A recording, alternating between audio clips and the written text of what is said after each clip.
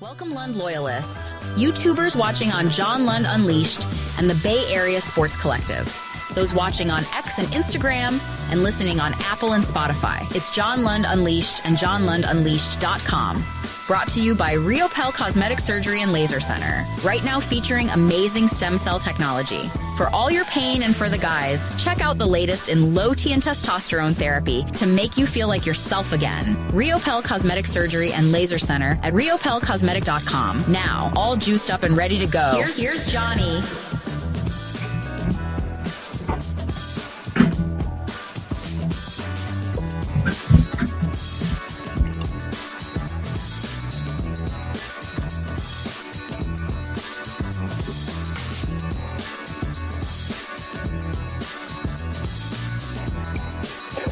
What's happening? Good morning to you. March 26th, hump day, Wednesday, tomorrow's opening day. Woo! Kind of made it through winter, although we got a little taste yesterday on the East Bay, and then it's going to go back to crap weather. But thank you for joining us on this Wednesday edition of the show, episode 98. John Lund Unleashed is where you are on YouTube. Maybe you're watching on Bay Area Sports Collective. Please make sure you subscribe on both of those channels. Get those alerts on. Keep those thumbs up, which is obviously helping the algorithm find us, because on John Lund Unleashed, we went over 5,000 last night. Look at this morning, almost like 5,100. So had a great night of subscribers, and it's due to you to spreading the word in a great community that we've created over the last few months. So thank you. I can't not thank you enough for that. If you're watching on X or Instagram, we'd love for you to come over to YouTube. We get it. Do what you need to do at John Lund Radio in both of those places. You can always hit me up with questions, comments, thoughts on either of those places. I'm on X a lot, so you can do that. We're on Instagram, as I said, and X. We are on Facebook, John Lund and John Lund Unleashed. If you join the John Lund Unleashed page, that would be outstanding. And then LinkedIn is where we are, as we give entertainment to people who are actually working for a living. So it is nice to be on that channel. So however you're watching, thank you so much. Love you to come over to YouTube, and therefore you can be part of the community. We'll do roll call in just a minute, but if you are new, please just say hello so that we can acknowledge your presence. Say hi, and everybody else can acknowledge your presence. You do not, as I say every day, have to agree with what I say. Some things you're like, dude, are you smoking crack? Are you not? Have you not had enough coffee? Is there Dayquil involved, which there is this morning? So I'm a little loopy, but so some of those things could happen. And I'm more than welcome to look at another point of view. Obviously, I don't think I know anything, let alone everything. And so there you go. We have a chalkboard to the right that you can see there, my right. Maybe you're looking in a different angle. But we're coming up on 100 episodes, which is very cool. The Heat dominate. I think it's the worst loss of the season, given the circumstances. We are definitely down the stretch, as there are 10 games left in the Warriors season. We'll take a look at that. Plus, there's a new data. Take that for data. There's a new piece of data that makes me a little bit nervous of what's going on with the Warriors. We'll talk about that. No Curry, and Steve Kerr explains why. The standings, and the bracket. Of course, I've been telling you the whole time that it was going to be unlikely that Brandon Aiyuk was going to be traded, but no one would listen, because that's not fun. Not fun to say that Brandon Ayuk's not going to be traded. What are we going to get? Trades are awesome. What's behind door number 2, Monty? Well, I guess it's not Monty. It's Wayne Brady, who's been doing let's make a deal for a long time. Everybody loves Let's Make a Deal, not the TV show. Just everybody likes trades because it's different and it changes things and all this. But with Stephon Diggs going to the Texans, we'll explain why that's makes it so it probably that he doesn't leave. And it's one of the show philosophies that would help us and help everyone if they would actually look at it like this. But there is a way to look at this Brandon Ayuk thing, which probably told you the whole time that he wasn't going to move. So we will explain what that means. Another mock draft that I couldn't pass up. It's not like I have to look at every mock draft. It's just that if there's people of a certain ilk, like a Mel Kiper Jr., I told you, Todd McShay's making you pay for it. So I'm not looking at that, and I'm not losing any sleep over it. Daniel Jeremiah and Mel Kiper are the gold standards right now that you take a look at. And then from there, it's a bunch of guys who do it on NFL.com that are very, very good. So all these different guys, and some of them I can't pass up. Most of them I can't pass up. By the way, somebody asked me to do one of those things. Maybe I'll do one early next week and have a little fun. And I think of a different way that I can do it. I have thought of a different way that I can do it to make it more entertaining. So I'm going to do that. But tomorrow, by the way, I'm going to write a Giants preview for the season and Paulie Mack. I'm going to try to get Paulie Mack and Creative Tony on the show because they're going to be out on location with one of their major sponsors. So we'll talk to them tomorrow about opening day. I cannot believe tomorrow's opening day, but just to stay on it a little bit. Hicks was solid last night. We'll get into that. And if I am mistaken on what he's going to do in the rotation, I will be the first to admit it. Good sign from Tyler Fitzgerald. He hits a home run last night. They need that, especially if they're going to keep him at the bottom of the order. Preview up Thursday, as I said, Thursday with Krug tomorrow at 1 o'clock. I'm still debating if I do a show in the morning, then pop on with Krug at 1 o'clock. And we're going to be on for like probably 3.5, 4 hours. So don't know if I want to do a 6-hour day, especially how I'm feeling, but we'll see. And then random stuff, which always happens at the end of a really strange marriage story. Like this just wouldn't work for me. Everybody's different. I'm not going to judge them. Yes, I am. That's what we do. I'm absolutely going to judge them. By the way, do whatever you want. But there's a new flavor of coffee creamer out there. And could you imagine? We're already going random. So just give me 1 second. And we'll go through roll call. Could you imagine growing up and only having powdered creamer for your coffee and not really a coffee shop? Like, if you like Starbucks or Pete's or wherever you like to go, lots of different places, local coffee shops are awesome. But essentially, when I was growing up, it was a Mr. Coffee maker, one of those old brown ones. Joe DiMaggio was like, I love coffee from Mr. Coffee. And those weren't the greatest. But so you drank coffee out of that. And my mom, I remember my dad would set out for my mom a little milk thing and some powdered creamer, and it wasn't flavored or anything like that. And now we've got like everything under the sun that you can put in your coffee to make it absolutely amazing. And by the way, and my wife deserves this because she does Instacart constantly, hates to go to the store, even though you could throw a rock and almost hit the Safeway. I couldn't. Someone could. Maybe Justin Verlander could. I could not. Who else has a roast? Matthew Stafford might be able to. But anyway, I digress, as I often do. They accidentally brought us powdered coffee creamer, and I looked at it like, are you kidding me? And I'm gonna save it just because it's a relic. But I didn't even know they had powdered coffee creamer. But anyway, it's a vanilla cinnamon mix, sugar-free vanilla cinnamon mixed coffee creamer that is outstanding. And it's made my mornings much, much better. So just a thought. Maybe you're not into flavored coffee creamers. Maybe you like black coffee. Maybe you're like, what are you doing? I don't put anything else in it. It's just a splash. It's not a ton. It's not going to kill me. I don't think. Everything is, there's a lot of chemicals. But anyway, it's really good. So I'm just telling you, do with that what you will. Cinnamon, vanilla, sugar-free. Very nice. Very nice. Just a splash. Very good. So I'm having a good coffee day. All right, let's say hello to everybody this morning. Hello, hello, hello, and good morning. Top of the morning, 5:04 for Hurley Bird, 5:08 for Skills. I did get your email. Thank you, Skills. I cannot believe you have 60,000 cards, and you showed me a picture of them. You must be a rich man because those things, you're going to cash those suckers in and be like, that's right. Good morning to Tacky. Oh, another thing I got to tell. We got to get into this, Skills, at some point. I'm going to have this guy on. I told you, and I love doing this, and through the years, and I really have kind of slacked on it to start the show in the first few months. But if you're an expert in any way, shape, or form, please email me, john@johnlundradio.com, and let me know what your skill is. In fact, you know what you should do? Scratch the john@johnlundradio, because that's my regular email, and everything will get messed up in that. Email me at john@johnlundunleashed.com. That's the new email that we set up actually for the show. john@johnlundunleashed.com. And if you're an expert in any way, shape, or form, and I don't even care what it is, like Jeff, I don't know who wants to tell me what they do for a living if they want to make, but I think you would, Jeff, right? Jeff is a police officer for 28 years, right, Jeff? And he's going to be able to help us with things like that. If you're a lawyer, I don't care, maybe you own a bakery. I don't know. Maybe you're a barbecue aficionado, whatever. I need experts so I have people to go to when it comes to certain questions, comments, and thoughts. Lawyers are nice because it's, professional things. Doctors are nice because we can have a doctor in the house as far as injuries are concerned. But whatever it is. But anyway, Skills, just to go back to one of your areas that are the most interesting, your dreams. I had a guy email me, and I'm going to have him on the show, and we're going to do a segment, and we're going to talk to Skills about it, where he actually analyzes dreams. It's what he does. And I was like, oh, we got to have you on. We got to have you on. And then we got to have Skills on, and we got to have like the three of us in there going, what does all this mean? what does all this mean? Like right here, you've got a dream up there. I'm sorry to go right out of the gate here, but it says Skills, who's one of our regulars, if you're new in the room, dreamed 4 nerds hired me to rap on their video game soundtrack. All was well until I accidentally peed all over the head nerd's bedroom. Nerd 2 caught me and sympathized. Like, I have no idea. That's got to mean something. It's got to mean something.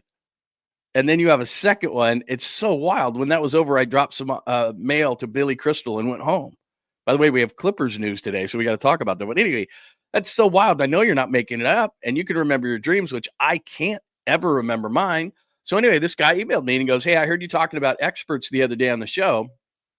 This is my area of expertise. I don't know if that's something you could use. And I'm like, absolutely, 100%. Like, so whatever it is that you're an expert in, everybody's an expert at something, except for me.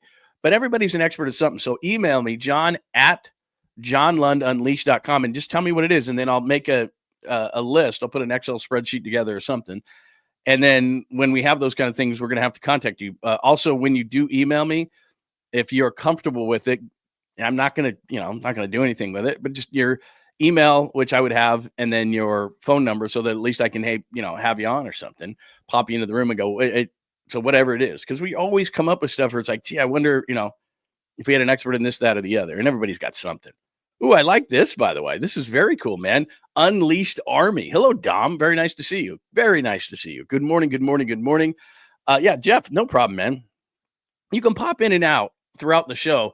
It's fine. Like, we're here. Like, people look at me and talk to me and say, you're there like hour and a half, 2 hours, 2.5 hours. I'm like, yeah, people just pop in and out.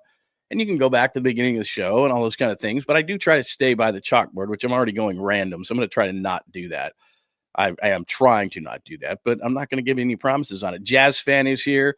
Remember, Bay Area Sports Collective is where you need to subscribe in addition to John Lund Unleashed. We're both on YouTube. Bay Area Sports Collective is me, Paulie Mack, and Tom Tolbert. And Tom had Dave Fleming in his backyard. Not Dave Fleming's backyard, but Tommy's backyard the other day. And you would have gotten alerts and all those kind of things if you had subscribed on Bay Area Sports Collective. So please make sure that you are doing that as well. So we really, really appreciate that. Let's see, what else did I put up there this morning? All right, Jake is here. Good morning. Good morning, Christopher. Good morning, my friend. Khalil, it's nice to see you, man. I know I've seen you before, but maybe it's been a while, but very nice to see you, or I was zipping by you. Surfbone, what's going on, man? Good to see you, Surfbone. Don't care about cap BA money. I'm not going to talk about cap and BA money. David Lombardi does a great job of that. I just bring it up in terms of the discussion, but I'm not going to go deep into it. But it's the reason why, money is the reason why he's not going to get traded. Please hit that like button. Thank you, East Coast Red and Gold Podcast. Make sure that you're subscribing with my friends at East Coast Red and Gold Podcast. They do an absolutely awesome job. What's my favorite? And I can't do pastries right now. I'm trying to lose weight. Summertime, you got a pool. I don't want to walk out there and be t-shirt guy. Because if you're t-shirt guy and you jump in the pool and you're t-shirt guy or whatever, even if you get one of those cool, like, oh yes, these are whatever it is, 50 SPF 50, and I'm trying to protect, it's like, yeah, right, dude, you just don't want to take your shirt off. So I have to be able to do that because we have lots of people over all the time, and it's like, you can't be t-shirt guy. I mean, it's not a good look. So I'm in the process of trying to get my summer body together. And I can't do a pastry. Now, if I were to do a pastry, I'm not a huge, I know this is weird. I'm not a huge donut guy. I guess an apple fritter every once in a while is amazing. I wouldn't put that with coffee. They're too sweet. And they got the glaze on them and your hands are all messed up. I'm more of like a bagel guy, really good bagel with some, like a vegetable cream cheese or something. That might sound really boring to everybody. Egg sandwiches are the best, man. Very good. Ernesto Ron, good morning to you. I'm going away to me. Oh, come on, man. A little sympathy here. Yeah, something must be going around, Joy, because like I said, I'm rocking Dayquil for like the 3rd straight day, and it's saving my life right now. So everybody, I feel bad for Joy. If somebody could send her some chicken soup or something, that would be nice. We probably have the same thing, you and I. Frank, it is good morning to see. It is great to see you. Fiend, it is nice to see you. Rockin' era, new era. Hey-yo, hey-yo. I got to do that right. Come on, man. Passion for the pastime. That is my good friend, Walter. And, Walter sent me a whole, like a video, went through it. Here's how you check off the chalkboard. Haven't done it yet. And if I was him, I'd be pissed at me because, like, dude, I did this work. Why don't you just do it? Do it. do it. So I got to do that. I got to get going on that. I got to be better. All right. I think we are good. If I did not get to you this morning, I guarantee that I did. Tacky, did I say good morning? JP from the 510, keeping the faith. All right. So really good to see everybody. Good morning. Good morning. Good morning. A ton to go over on this Wednesday before opening day tomorrow. Opening day tomorrow. So I guess one of my questions, and I know there's so much going on today, but and maybe I should ask this question tomorrow. I mean, no, I'm not going to, because I got a lot of things tomorrow. How excited are you for opening day tomorrow? Because it is really the most optimistic time of the year, and I can tend to be pessimistic at times when it comes to the Giants because they frustrate me. And I think they should spend more money. I think there should have been some things done with the offense in the offseason. As far as the pitching goes, very encouraging to see Jordan Hicks the way that he pitched last night. But again, it was a 5-inning thing, which I should get over. It is what it is. And those guys know a little bit more about baseball than I do. So I guess that's a big part of this whole thing. But anyway, we'll get to all of it. But just as a running theme through today's show, your enthusiasm level for Giants opening day. And if you want to talk about baseball opening day, I just love it. I love opening day.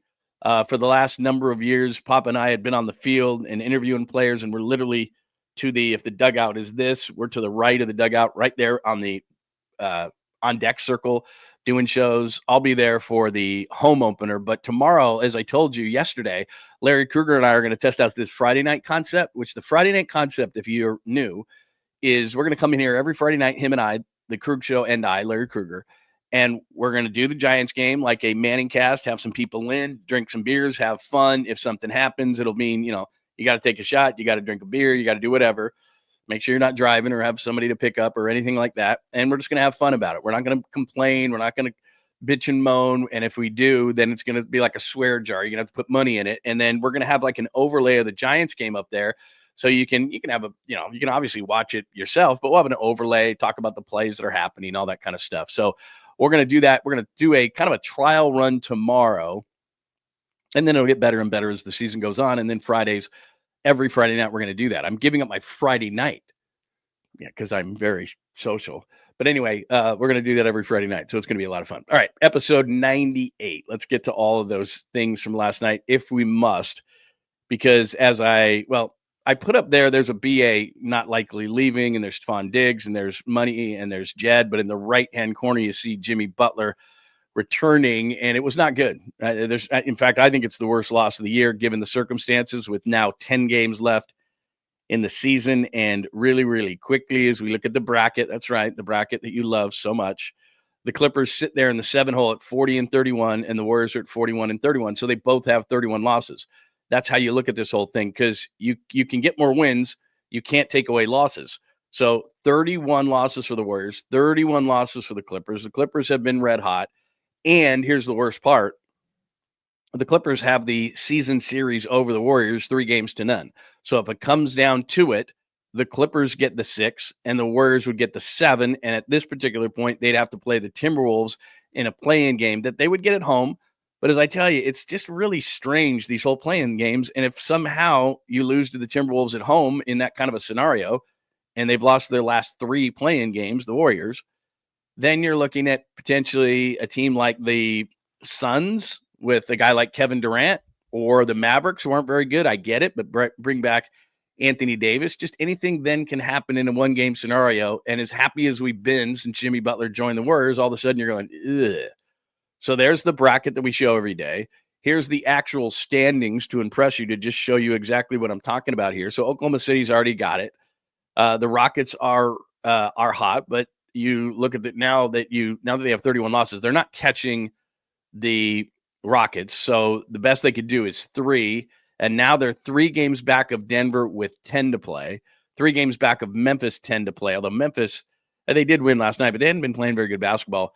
The Lakers are struggling, 3-7, lost 3 in a row, and they are 3 games back of them in the loss column as well. So it's going to be tough, because they're 3 games back of those teams with 10 to play, and I'll show you the schedule in just a second.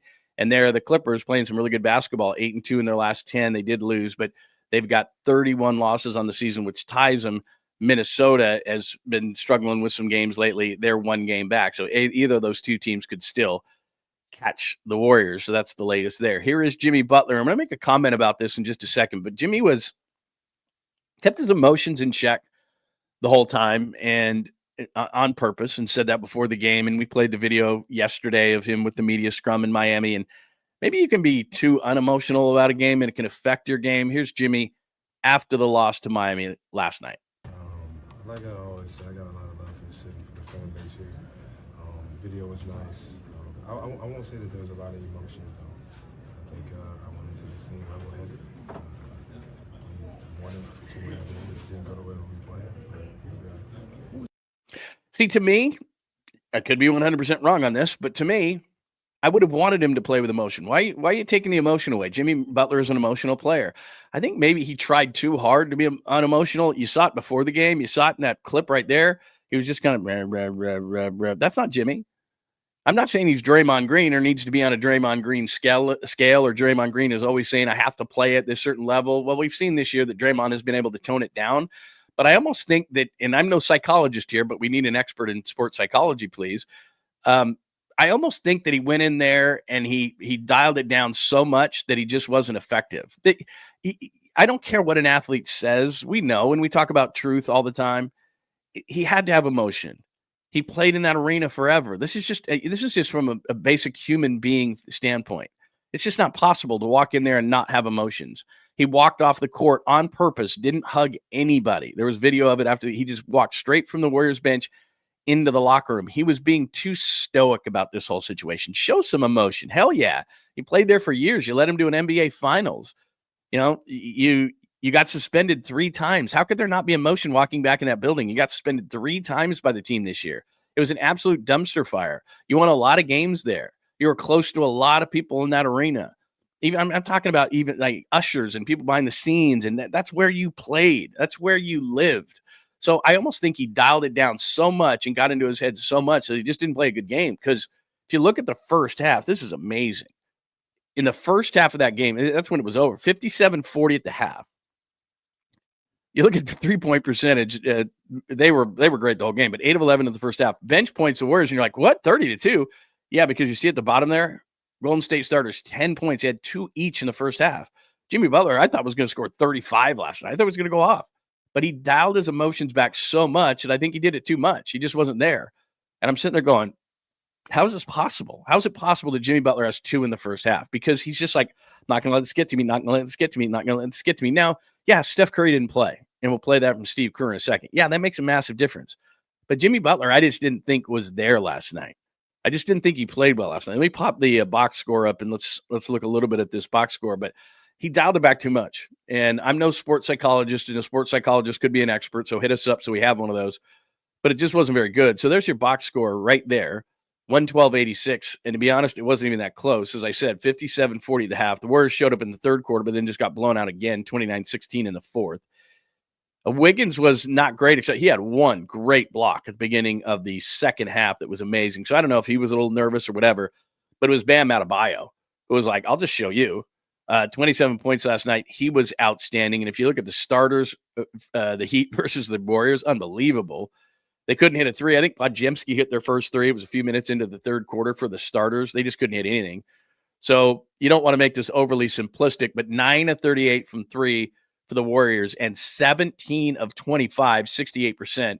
So that's 8 more threes times 3, 24. So they outscored you by 24 behind the three-point line, and the margin of victory in the game was 26. So I'm not going to oversimplify things, but that's pretty much how the game was won. Jimmy Butler there, 5 of 12, 0 of 1. But here's why I know Jimmy wasn't dialed in. See, under free throws, FT and FTA, free throws and free throws attempted, he had 1. Had 1. Jimmy Butler had 1. If Jimmy Butler's playing at his normal level, mentally, all these different things, aggressively, he's going to the line 8 to 10 times a game. He's not going once. He went once in almost 29 minutes on the floor. That's not Jimmy Butler's game. So he wasn't dialed in. You can just tell. It's not the 5 of 12. I tell you this all the time. Shooting comes and goes, but you can always play hard. And Jimmy Butler, if he's going to the line one time, he's not being aggressive enough offensively, just period. They went 16 times. The Heat went 12 times, but he's not being aggressive enough if he's going to the free throw line one time. Jimmy Butler should never have more 3-point attempts than he does free throw attempts. He had 2 3-point attempts and 1 free throw attempt. So that's telling me right there. And just watching him before and after the game and watching the videos from the press conferences, he was just too unemotional. Go in there with emotion, man. And the reason I say that's the worst loss of the year, and we can move on now. There you go, 112-86. You look at that record for the Heat at 31-41. So just how bad is that loss? Because it drops you now tied with the Clippers, and that's the difference between the 6 and the 7. So that's why it's so massive. But if you look at their record, and I have it. Let me just see. Did I not move that up? Let me see it really quickly. I might have thrown that in there, and then I didn't look at it. They've lost 10 of their last 11. They lost 10 in a row. Then they beat Charlotte, who stinks. And then they just beat the Warriors. They had lost 10 of 11 coming into this game. And they had the emotion right. Bam Adebayo had his emotion going. Andrew Wiggins was really good defensively. He had a block where he just came out on a 3 that was absolutely incredible defensive play. So, offensively, like I said, things aren't always going to go your way in that regard. But you can always play hard. And then in terms of the way, and this is a great quote by Steve Kerr. Let me play this for you. It wasn't like it was a place like New York or Philadelphia, or it wasn't emotional. It wasn't a return like that. Now, Jimmy got booed every time he got the ball, but what does that mean in Miami? There are certain places that are not intimidating in any way, shape, or form, and Miami is one of those places. It's just too laid back.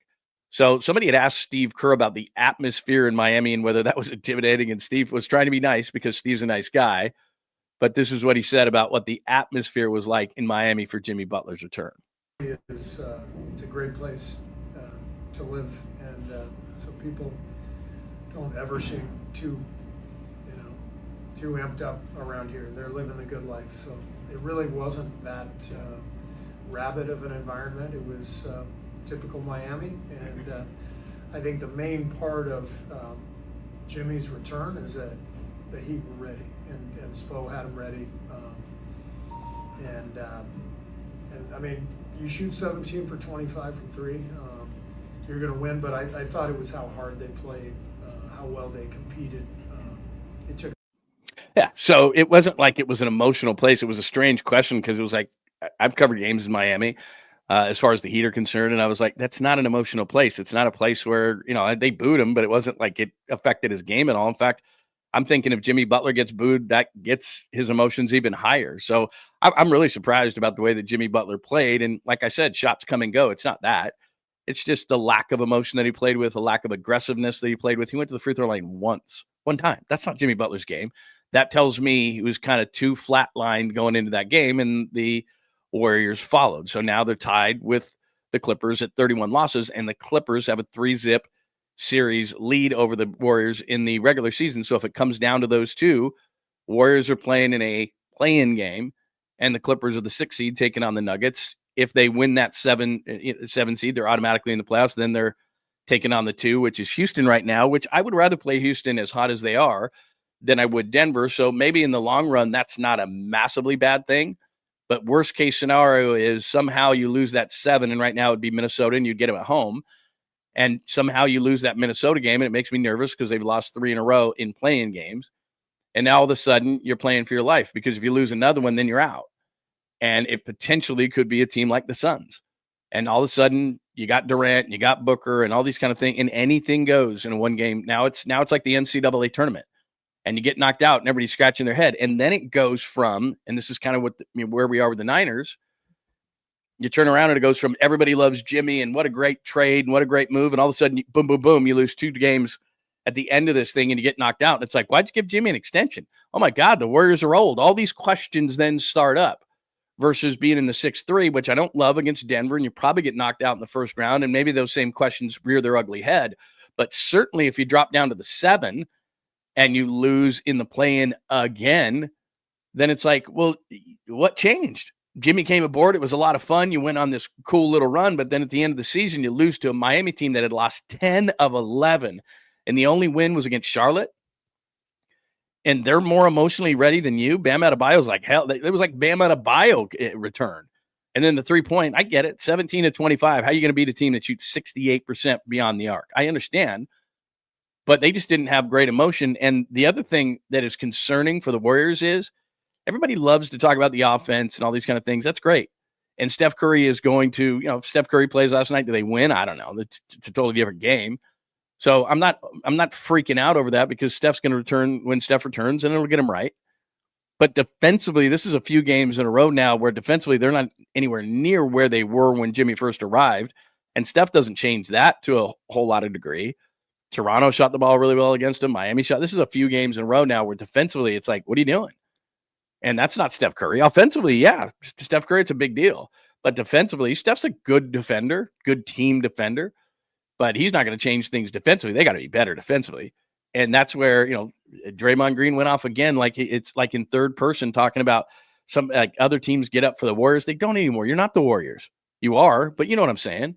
You're not the NBA champion Warriors. They get up for the Celtics. They don't get up for you like they used to get up for you. He was doing some mumbo jumbo last night to make an excuse about how teams get up for him. And it's like, that's been going on for 10, 12 years. Like, what are you talking about? You guys are the champs.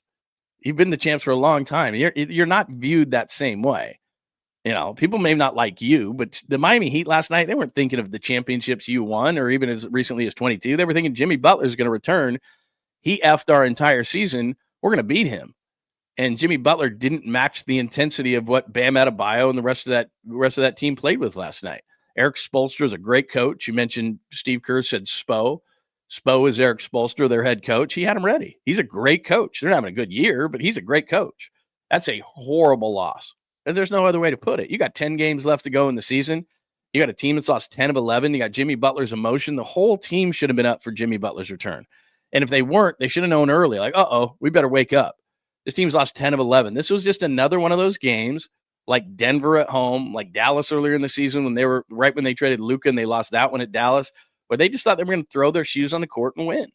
And you weren't going to do that in Miami last night, no matter what had they lost 10 of 11. Bam Adebayo was not letting that happen.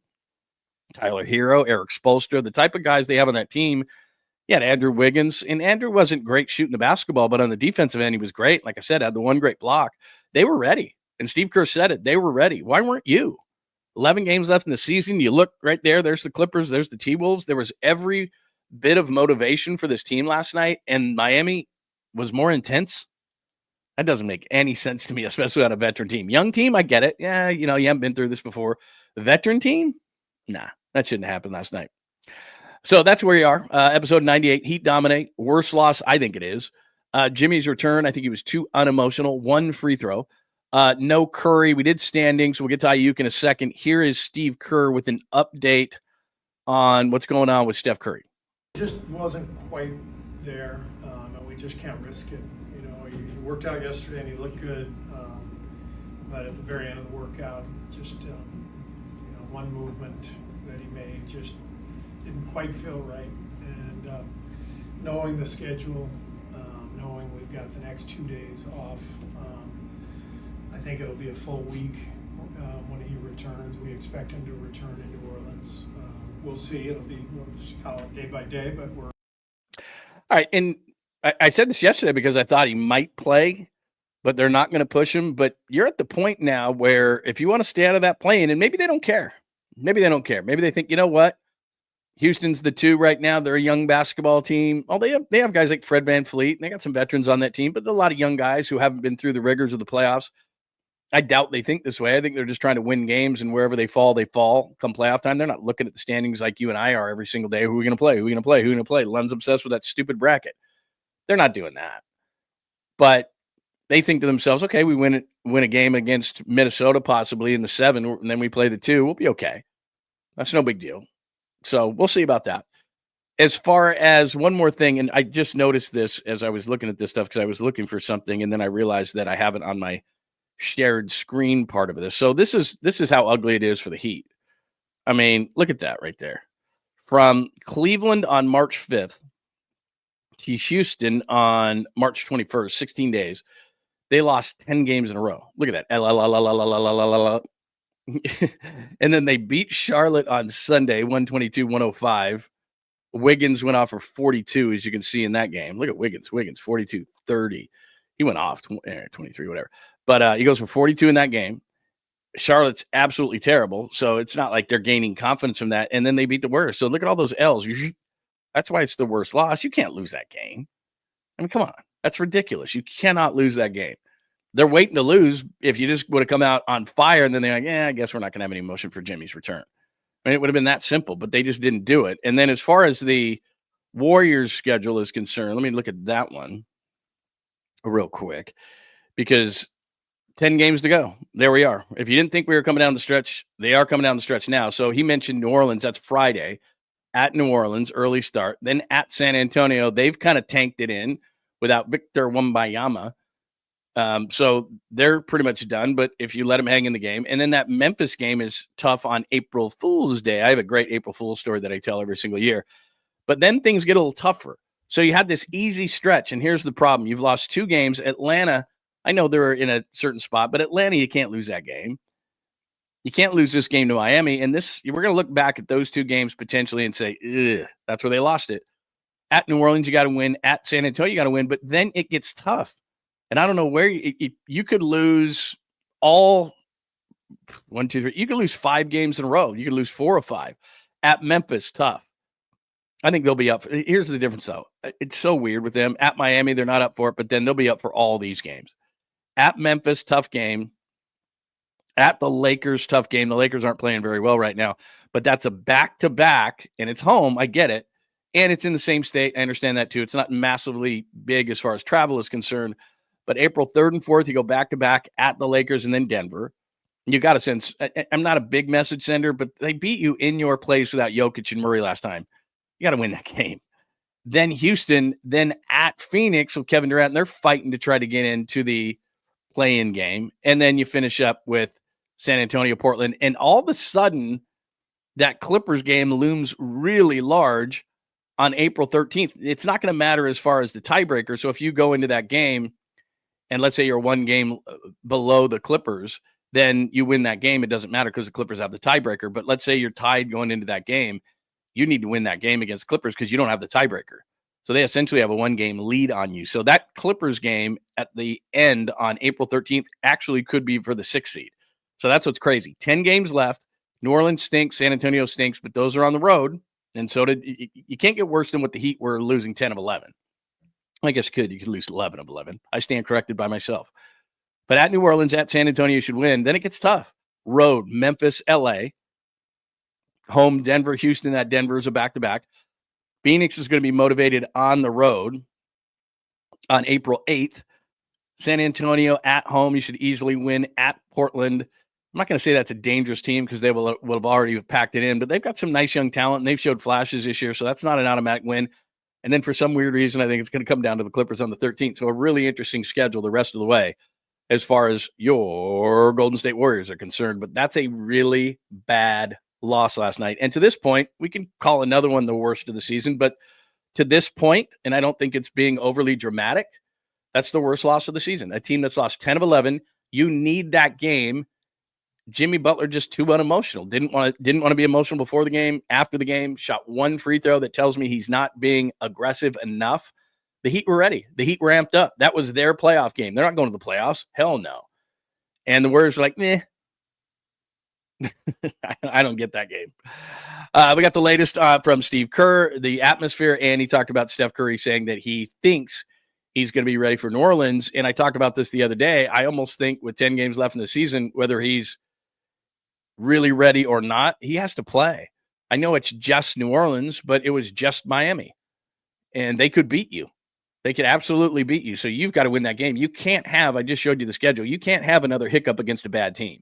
Because all of a sudden you're at the Lakers and you're playing Denver and you're playing Houston, you're playing the Clippers, you're playing at Phoenix. Those are really tough games. You can't give up games. You can't blow games with 10 games left in the season with the Clippers and the T-Wolves, but especially the Clippers now tied in the loss with you with the tiebreaker. It's a problem. It's a problem.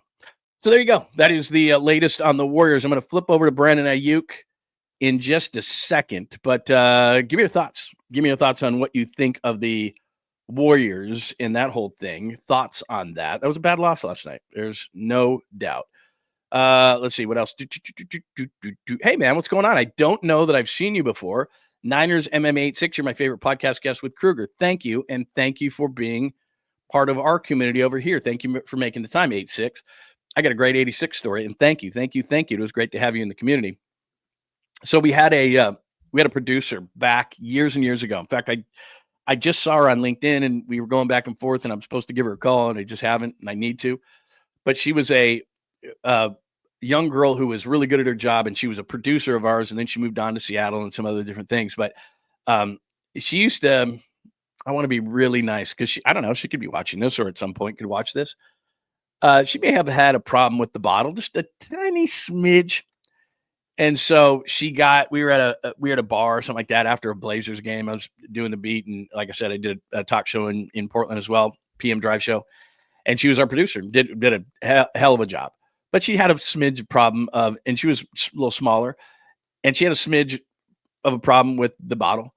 And one night at a bar, man, she was feisty, small person, feisty, small woman, feisty. She gets 86th, which is, for those who don't know, I'm sure you do, but kicked out, 86th.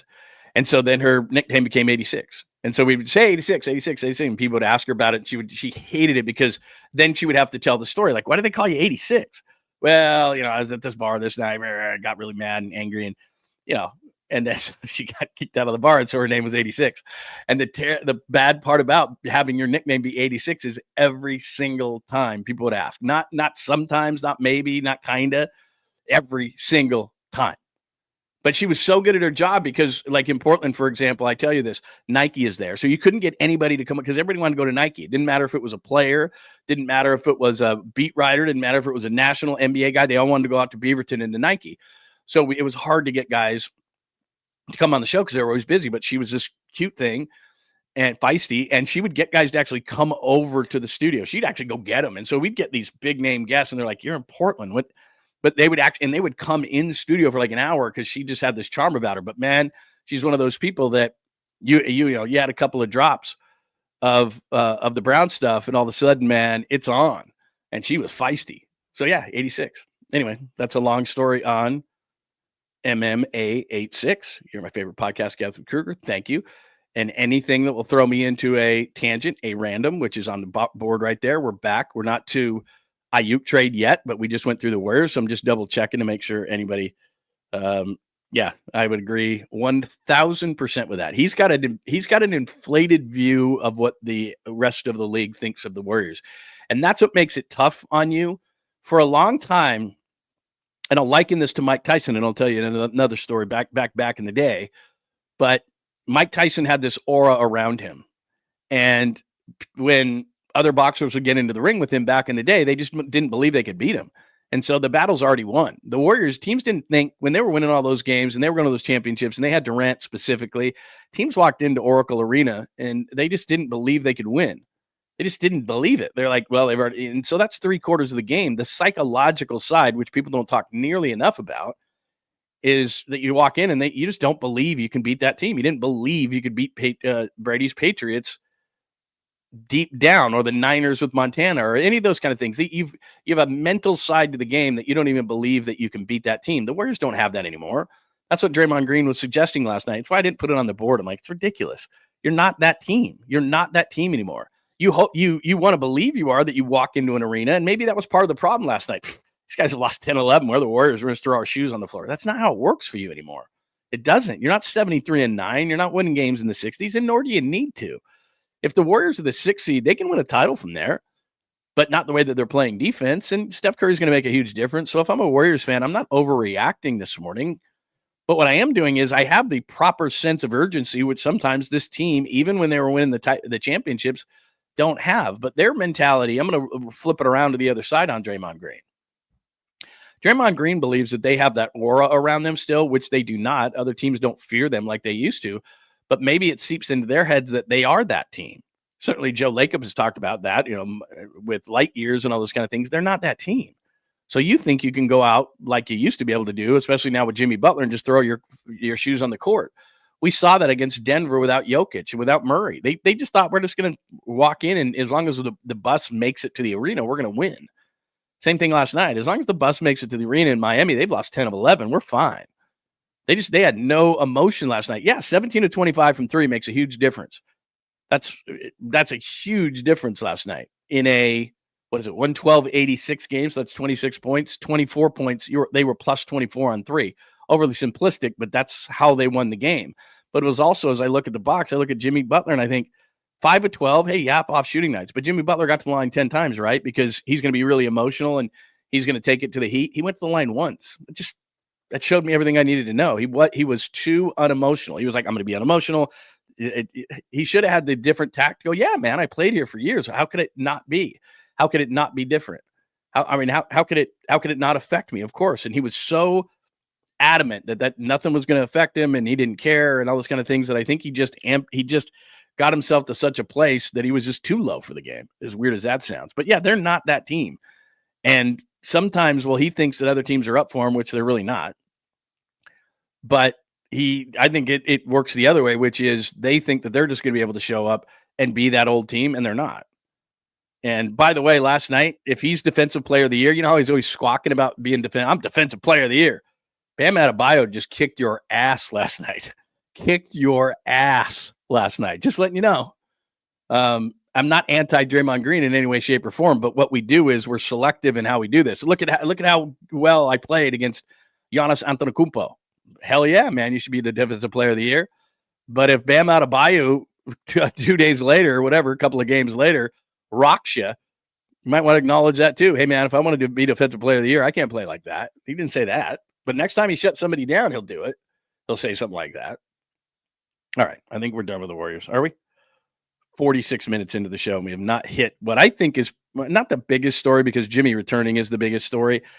But this story on Brandon Aiyuk, and I did, if you go to X and go to @JohnLundRadio, you can see this. It's a short up on YouTube, on my Instagram @JohnLundRadio. I put this up.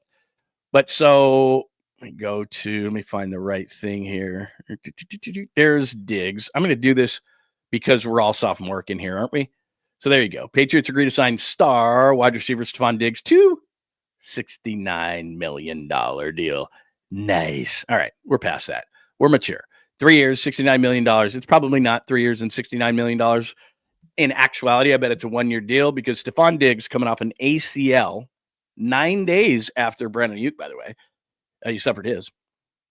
And the type of problem he's been, this is his third team in 3 years. Buffalo wanted him out. The Texans, after 1 year, were like, no, thank you. So this guy's an issue. But the Patriots are that desperate. But the Patriots decided getting him for free is a lot better than getting Brandon Aiyuk for any kind of draft pick they could have given up. So you're asking yourself, Lund, why would that be? Well, it comes back to a philosophy that you and I often talk about and is a core value of the show. Before you're going to talk about a trade or any kind of thing like that, don't think of it from your team's perspective. It's way too easy to do that. Oh, my team would be awesome. Okay. Would the other team's general manager get fired if they did this deal? That's what you have to look at it from the other team's perspective. It's got to be advantageous for both teams or fit. Sometimes it's a better fit, or it's time to move on, or there's all these different reasons why, but you have to try to. You don't have to. You're a fan of your team. You can do whatever you want. But for something logical to happen, you have to look at it from the other team's perspective. So I'm a team. New England, Cleveland, those are the teams being rumored. And I told you last week that because Greg Bedard, who's a great NFL reporter in Boston and is credible, said in a column, and this is where the whole Patriots Brandon Ayuk thing got together, and nobody bothered to even, move a little dirt over to go, oh, that's not really a report. I told you, he said in a notes column that he had a feeling in his bones. That's the term he used. He had a feeling in his bones the Patriots weren't done adding wide receivers. And he mentioned Brandon Ayuk, A.J. Brown, and T. Higgins. Higgins already signed. He acknowledged that, but he mentioned those guys. And so everybody just automatically ran to Ayuk, different team. Rumor, he's going there. That's what it did. And I told you last week, we did a whole piece on this, that it wasn't a rumor at all. That it wasn't a report at all. It was just a rumor in a notes column, but nobody, in today's day and age of media, everybody just runs right to it because they want to get clicks, and it's a slow time right now. The draft is still a little bit away, over a month, right? Free agency is, for all intents and purposes, over, so it's slow. And people who make a living off NFL and 49ers content, they don't care. It's just like Ayuk's going to the Patriots. Well, it never made sense. And it doesn't make sense that he goes to the Browns. Now, the Browns are different. They're not run very well, so there's a possibility this happens.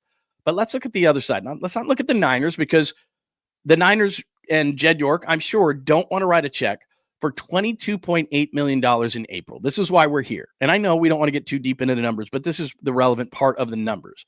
$22.8 million, Jed York has to write a check for Brandon Ayuk. Plus, his salary next year is over $25 million.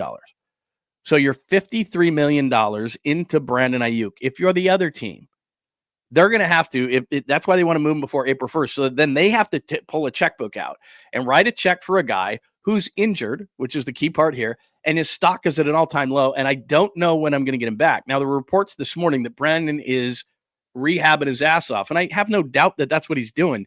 That's his job. I love when there's videos of players working out on social media, and everyone's like, he's grinding. He's in the, whatever. He's in the lab. It's like, that's his job. Like, that's his job. Like, there's no video of me, like, doing research and working and reading stuff on my phone. Like, that's what I'm supposed to do to present a half-decent show that has any kind of credibility, and I probably don't have any whatsoever. I should probably, like, do a little research. But you don't need to see me doing it. It's like, yeah, duh. Like, whatever you do for a living, you don't just do it 9 to 5. Like, you have other things you have to do outside of what you do. So Brandon Ayuk rehabs. That's his job. Players work out. That's their job. They can't just come to training camp 25 pounds overweight. They're in the lab. He's working out. Yeah, that's his job or her job. Like, they don't get extra credit for that. Anyway, I digress. I doubt he's going to be ready for opening day. I don't know. Could be a month. Could be the middle of the season. That's the problem. When somebody trades for somebody, it's because they need help right now. I'm trading for somebody because I'm trading for a quarterback because I need a quarterback right now. I'm trading for Jimmy Butler because I need help right now. The Warriors didn't trade for Jimmy Butler so that Jimmy Butler could be ready in 3 months. When you make a trade, it's because you need something right now at that position. So I don't want to wait. It's like Christmas presents. It's Christmas. I'm opening my stuff. Sorry. We're going to open presents. Dad's out of town, so we're going to wait till January. No. I want my stuff now. Nobody wants to wait. When you're ordering something, it's like, it's excruciating sometimes. Like, where's my package at? Where is that thing? Like, you want it now. So they're not, the team doesn't want to trade for Brandon Ayuk and not know when he's going to be ready. So let's go over this. I'm the other team. You want me to write a $22.8 million check for a guy that's never played for us. You want me to pay his salary over $25 million. So I'm $50+ million into this guy already. Oh, yeah, he's hurt, and I don't know when he's going to come back. Could be the beginning of the season, as some are speculating, which I doubt. It could be a month in. It could be halfway through the season. I don't know. And, oh, by the way, how effective is he going to be on the other team? How effective is he going to be? Because he's probably going to miss training camp. So now he's working with a new quarterback. The season's going on at this point. I don't have a ton of time for him to get on the same page as my quarterback. He can only take mental reps, so he's really never been in my offense, even though everything is a kind of some sort of a Kyle Shanahan type of offense. So it won't be overly difficult for him to figure it out. But still, he's never played with my quarterback. He's not going to get an offseason playing with my quarterback. He's not going to get a training camp generally working with my quarterback. And I'm making a trade for the now. And I'm going to have to sink all this money, $50+ million into Brandon Ayuk, and I probably won't get a payoff really for real, until next season when I have to pay him again a bunch more money. Make it make sense. And, oh, by the way, I told you it's a 3-76, not a 4-120. So year 2 is this year. That's going to probably be a throwaway if I trade for him because he's not going to training camp, all the things I just said. I don't need to repeat that. Then the 3rd year is basically, do I keep him? Because the 4th year of his deal is $42 million on the cap, and he's not playing on that. So now the 3rd year is really the only year I have to evaluate him, and really I have to then renegotiate his deal or re-sign him to a new deal or whatever the case may be, and I have 1 year to really see what he's going to be. Who trades for that? A GM on crack? Like, Andrew Berry is the GM of the Cleveland Browns. He's not stupid. Now, Jimmy Haslam's their owner, and he can be hair-triggered. Hi, Deshaun Watson. But most teams in the NFL are going to go, why would I trade for that? Here's the other part of it. And teams are finally waking up to this, and you and I have discussed it many, many times. There are wide receivers all over the place. It's not quarterback. I'm not desperate. Now, Cleveland, a lot of guys won't go there. I understand that, but there's wide receivers all over the place. There are other places you can find a wide receiver. The draft, every year, there's a boatload of guys coming in the draft, even though this is considered to be a down wide receiver draft. There isn't a Malik Neighbors. There isn't a Marvin Harrison. There isn't a Brian Thomas Jr., but guys all the time come into the league and you go, I didn't know that guy was going to be that good. I mean, where did Stephon Diggs come from in the first place? Tyreek Hill was a 5th-round pick. Like, you can go on. It was off the field stuff with him, but you can go on and on and on and on. DK Metcalf, bottom of the 2nd round. Keep going. It's all over the place. A.J. Brown was a 2nd-round pick. Ladd McConkey was one of the better receivers in the league. He was top of the 2nd round last year. Good. First round is a great place to find a receiver. I'm not sure that McMillan, the kid out of Arizona, is that great, or Luther Burden Jr., the kid out of Missouri, or whatever. I don't know how good these guys are, but I know that you can get receivers all throughout the draft. It's not like a quarterback. You don't have the leverage. And finally, teams woke up and went, my God, were we drinking in 2024? Because you don't have to pay a receiver like that because they're all over the place. You can find them in free agency like Devontae Adams and Cooper Kupp and a number of guys that were released by teams because they went, we're not paying receivers this. The Super Bowl was won in the trenches inside, not outside.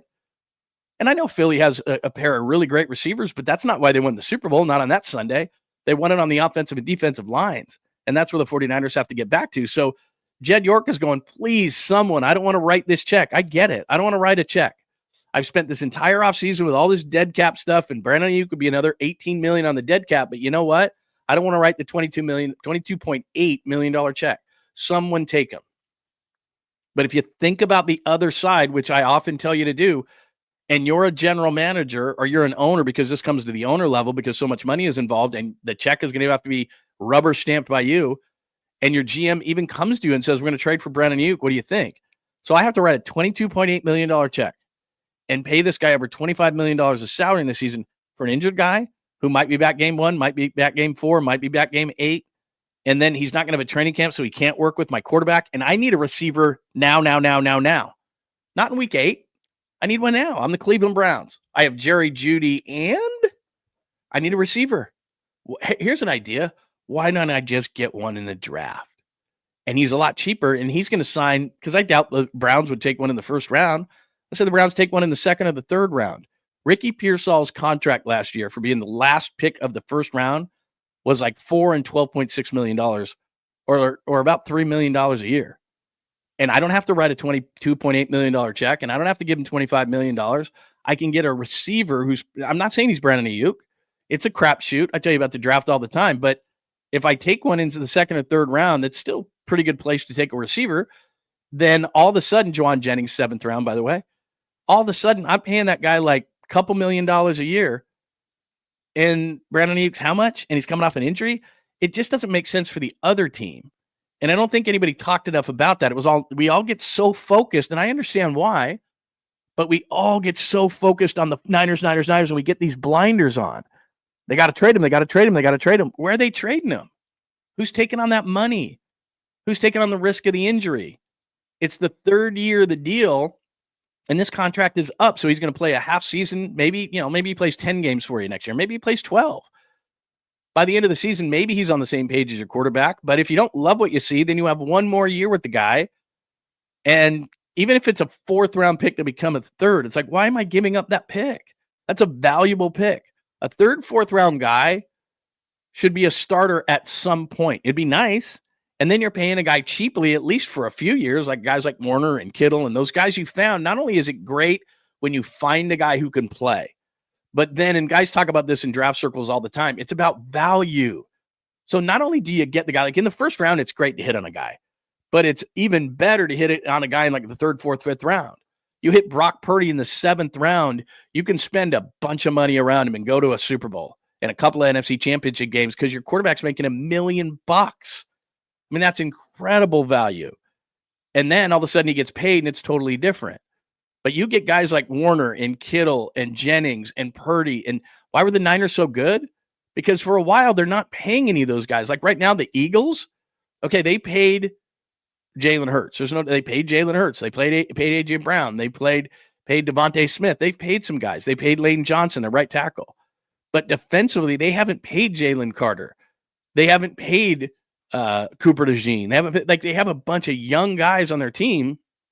And it allows them to have all this talent. When you hit in those mid rounds, You can spend more money other places. Eventually, as the Niners are finding out this offseason, that it will catch up to you because those guys eventually have to be paid. And that's what happened in the Niners last year. They were so top heavy that when they had all the injuries, it was like, we don't have anybody. We don't have anybody to take their place. Well, why? Because you traded 3 first-round picks to get Trey Lance. And in 2022 and in 2023, you didn't have first-round picks. First-round picks make okay money, but how good the Niners were, those were end of the first-round picks. And they're not, like I said, Ricky Pearsall's $4 and $12.6 million. And so if he's really good the next couple of years, that is tremendous value for a guy who's really good. Then he's going to be up for a contract extension. And then while he's still a good player, he's an expensive good player. What you want is cheap good players. So Brandon Ayuk's not cheap. And right now he's hurt. So if I'm an organization, I'm going, pay him a lot of money up front, pay him a lot of money during the season. He's injured. I don't know when he's going to come back. When he's finally fully healthy, it's going to be the 3rd year of his contract, which is, for all intents and purposes, the last year of the contract. Make it make sense why another team would trade for him. It doesn't make sense. And then you throw in the fact that there are wide receivers everywhere, which the NFL is starting to realize once again after being drunk in 2024 in paying wide receivers in a ridiculous way.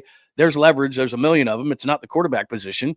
You just have to grin and bear it when it comes to quarterbacks. Brock Purdy, as we talked about, we don't need to do it again. He's getting paid. Supply, demand. A lot of demand, very little supply. Brock's getting paid. Real simple math equation.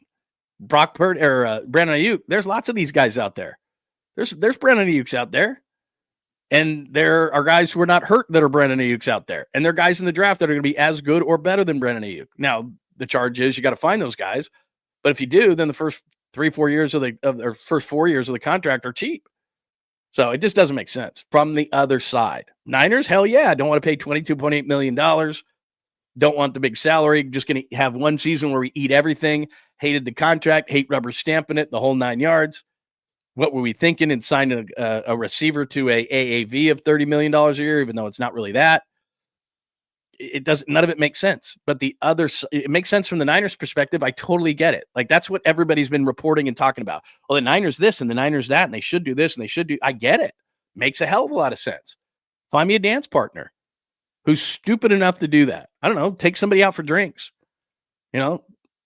Smoke a fatty with them. Something. What do you think now? Nah, I'm not going to trade for him. Have another puff. What do you think now? Have another drink. Cannonball coming. You know what? That's not a bad idea. I mean, that's what it would take. Yeah, I'm going to take that on. Doesn't make any sense, man. Never has. I've told you that the whole time. Like, it doesn't make a whole lot of sense, people. And it's okay. I mean, it's fun, and it's fun off season, and you got to fill the void of 49ers news and NFL news and all those kind of things. But nobody has said, you know what? If you look at the other team, like, seriously, if the 49ers did that, let's say that there was a player out there like Ayuk at that position, and the 49ers traded for him, wouldn't you go bonkers? Like, wait a minute, this guy's hurt. We're writing a $22.8 million check. We're paying him $25 million. You can get receivers anywhere. What are we doing? People would be pissed. People are like, what are we doing? Plus, where's Cleveland going? Cleveland's going to enter into that bad of a deal, and then what? Jerry Jeudy and Brandon Ayuk, they're going to set the world on fire with Shedeur Sanders as the quarterback, and that's the rationale what some people are using is, well, they're going to take Shedeur Sanders number 2 overall, and therefore they need another receiver for him. I understand that line of thought, but if I'm the Cleveland Browns, I got news for you. I'm not a Shedeur Sanders guy, but I don't care what rookie it is. Could be Cam Ward. Oh, that was a wonderful throw against Air the other day. That rollout throw that everybody does now in their quarter and never goes, ooh, ah. And Shedeur Sanders will do one of those too. I like Deion Sanders, and I've told you all the stories about him. I worked with him in Dallas, and he's a great guy, and he's a great father. It's nothing to do with that. It's just that when I see a guy rocking like a Rolls Royce Ghost in college, I'm just thinking that's a problem. That maybe you're not a great decision maker, that you might not want to, whatever, do whatever you want. You do you. But I don't want to be in the Shedeur Sanders business. But all young quarterbacks, even if he's going to be good, it takes him a minute. So I understand surrounding your young quarterback with as much talent as you possibly could, but that's just not a good business decision. Go out and try to draft a guy and have that receiver group work with them and they grow together. You're not. I got news for Cleveland fans. You got a rookie quarterback now. Jaden Daniels is amazing. Maybe they're all thinking that all these guys are going to come in and be Jaden Daniels. I doubt it. Not really work. It doesn't really work that way. It does occasionally. But anyway, that's enough on that. What did I go for, like 20 minutes on that whole thing about Brandon Aiyuk? I just don't think it's going to happen. It could. It blow up my face. I come in tomorrow and I go, what is it, Patsy Cline? I'm sorry, but it's going to be tough. I think it's going to be tough to move him. Let's see. Ooh, I like this. Hi, Alex. I don't know if I've seen you before. Alex Tree. I think I have, actually. It is good to have you. Everybody welcome Alex. If I'm wrong and you've been in here before, my bad. I need a MLB futures bet to bet on. What's your lock? Oh, man. Let me look that up. Let me stick a pin in that. I'm going to look that up during the show. MLB futures bet. I'm not, the thing is, when it comes to futures bets and everything like that, I don't like to do, let me see something here. I don't like to do the local teams, so I wouldn't touch the Giants because I'm too close to the situation, and my general thought is that I just don't love the I don't know what the over-under is. In fact, yes, I do. I was going to save this for tomorrow, but since you brought it up, and I can still do this tomorrow too. Giants. I have it somewhere. Odds. Boom. Look at that. You ask, you shall receive. 80 and 82, 24.6% playoff odds, 0.6% World Series odds. I don't know what is their over under. It's something like 78. I think it's something like that. So as far as the Giants are concerned, we'll get more into that tomorrow. I wouldn't take them as a playoff team. I don't love it just because of where they are. Let me see here. Wow, the Dodgers are plus 240 to go to the World Series. I'll look at some play. I'll look at some props. In fact, I'll bring that up tomorrow. Make sure you come back because I will. I'll take that as a homework assignment tonight, and I'll absolutely do that because I love that kind of stuff. I do. I don't know if I'm a lock, and I've told you a million times. What you should do is if I give you a baseball future, what you should do is you should go the opposite way, and that's probably how you're going to make your money. That's just thought. Anyway, episode 98. Heat dominate. Went over that. Worst loss of the season. My Lord. I think so. That is some good waffle. That's a Ron Burgundy reference. That is some good coffee. Jimmy returned. No Curry. Should be playing against New Orleans. Standings I showed you. No Ayuk trade. I think I made myself abundantly clear on that. Now he's going to get traded today. We're to another mock. Let me go back to comments just because I want to make sure that we're through with Ayuk in terms of what people. Yeah, you should anything of any kind of bet that I tell you, you should just go the opposite way. Now, I'm not saying you could buy a house on going the opposite way of my bets, but you could probably depend. I was going to say send your kid to college, maybe 1 year of your kid going to college. As someone who is paying for, college, not entire college education, but maybe a year. No, you don't have to say sorry. I totally understand that. I can't believe me, you and me both, because I do it every single day. It's just, it's mind numbing. It's excruciating. On April 1st, when they don't trade him, or if they do trade him, whatever. I mean, I know there's a slight chance. I would probably say, I'm not going to say they're not going to trade him 100%. I'm saying it doesn't make sense from the other team's perspective. And even though, like I said, I think Jed York is emotional about this whole thing, he can't trade him to himself. The phone rings. Hello. Hi, this is Jed York. Hey, Jed, how's it going? It's going good, Jed. Would you like Brandon Ayuk? What do you think? Yeah, that's a great idea. You can't trade Jed York. You can't trade. I was rolling and this was going to work. You can't trade Brandon Ayuk to yourself. Hi, Jed. This is Jed. Hey, Jed. How you doing? I'm good, Jed. How are you, Jed? Yes, I'm good, Jed. Would you like Brandon Ayuk? Sure, Jed. What would you like to trade for him? Whatever. He's not worth much. I mean, you can't do that. It takes two. One guy can't trade Brandon Ayuk. That was going to be so much better until I screwed it up. Let's see. But yeah, April 1st, Jasmine, April 1st. I'm excited about April 1st because we just know. It's like, can't do it. Yeah, it might be a little bit early. But I'm just saying. Hi, Bee's Knees. Good to see you. I don't know if I said hello to you this morning. I want to make sure that I'm saying hello to everybody. I tell you right out of the gate that I'm going to say hi. And by the way, if you are new, John Lund Unleashed. If you are new, please make sure you say hello to everybody. Hi, Papa Jay. It is tremendous to see you, my friend. I didn't say good morning to you. But yeah, make sure if you're new in the room on YouTube, John Lund Unleashed, Bay Area Sports Collective. You're watching maybe on X. Good amount of people on X today, at John Lund Radio. You're on Instagram, at John Lund Radio, Facebook, LinkedIn, all those places.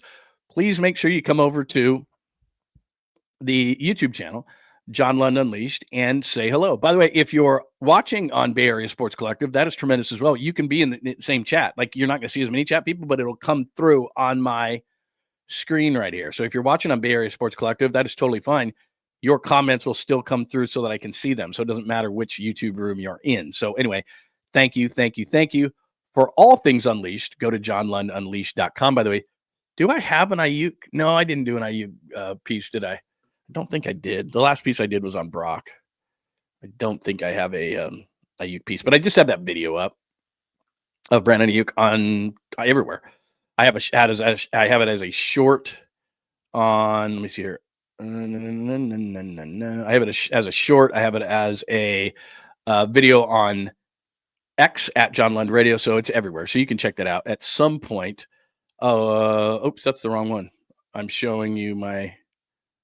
Let's see. Oh, I screwed that up. What happened there? That was weird. Oh, there I am. Okay, I'm back.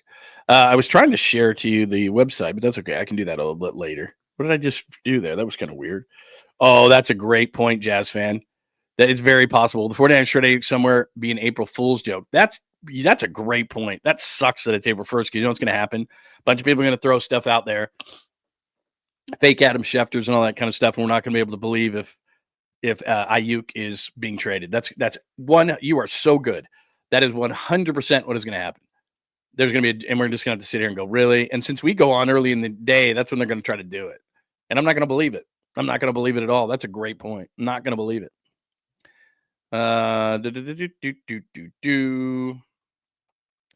No, yeah, I mean, he's stepped up. Financially, it's not like John Lynch or Kyle Shanahan said, let's pull this back. This is all Jed York this offseason. I get it. But like I said, when it comes to Ayuk, it just doesn't make any sense financially. He can incentivize them all he wants. I still don't think, he's not going to say, the whole reason they would trade him by April 1st is they don't want to write the check. So it's not like you go, I'll write the check if you take him. Plus, they're going to eat $18 million on dead cap space. Like, that doesn't make sense either. So I don't think it's going to happen. All right, no Ayuk trade. All right, I told you there was another mock, and I can't pass up mocks, but it's not like, and I've said this before, and I'm being sarcastic about it, like, Jimmy, my 8-year-old neighbor, does a mock draft. I'm like, oh, what's Jimmy say? I don't do that. But there are certain guys, like if Mel Kiper does a mock and it comes out right now, I'm leaving you people. I got to see it. If Daniel Jeremiah does a mock and it drops in the middle of the show, I'm leaving. I'll leave it on and everything. I'll be back in a second, but I got to see it. Bucky Brooks isn't to that level, and I've had Bucky on the show. He's been a scout for a long time. Went to North Carolina, scout in the NFL for a long time. Played in the NFL as a wide receiver for a brief period of time. I don't know that he ever made a team, but he knows his stuff. He was a front office guy in the NFL, and so when he drops a mock, I'll take a look at it. Did not like his mock at all, but who knows?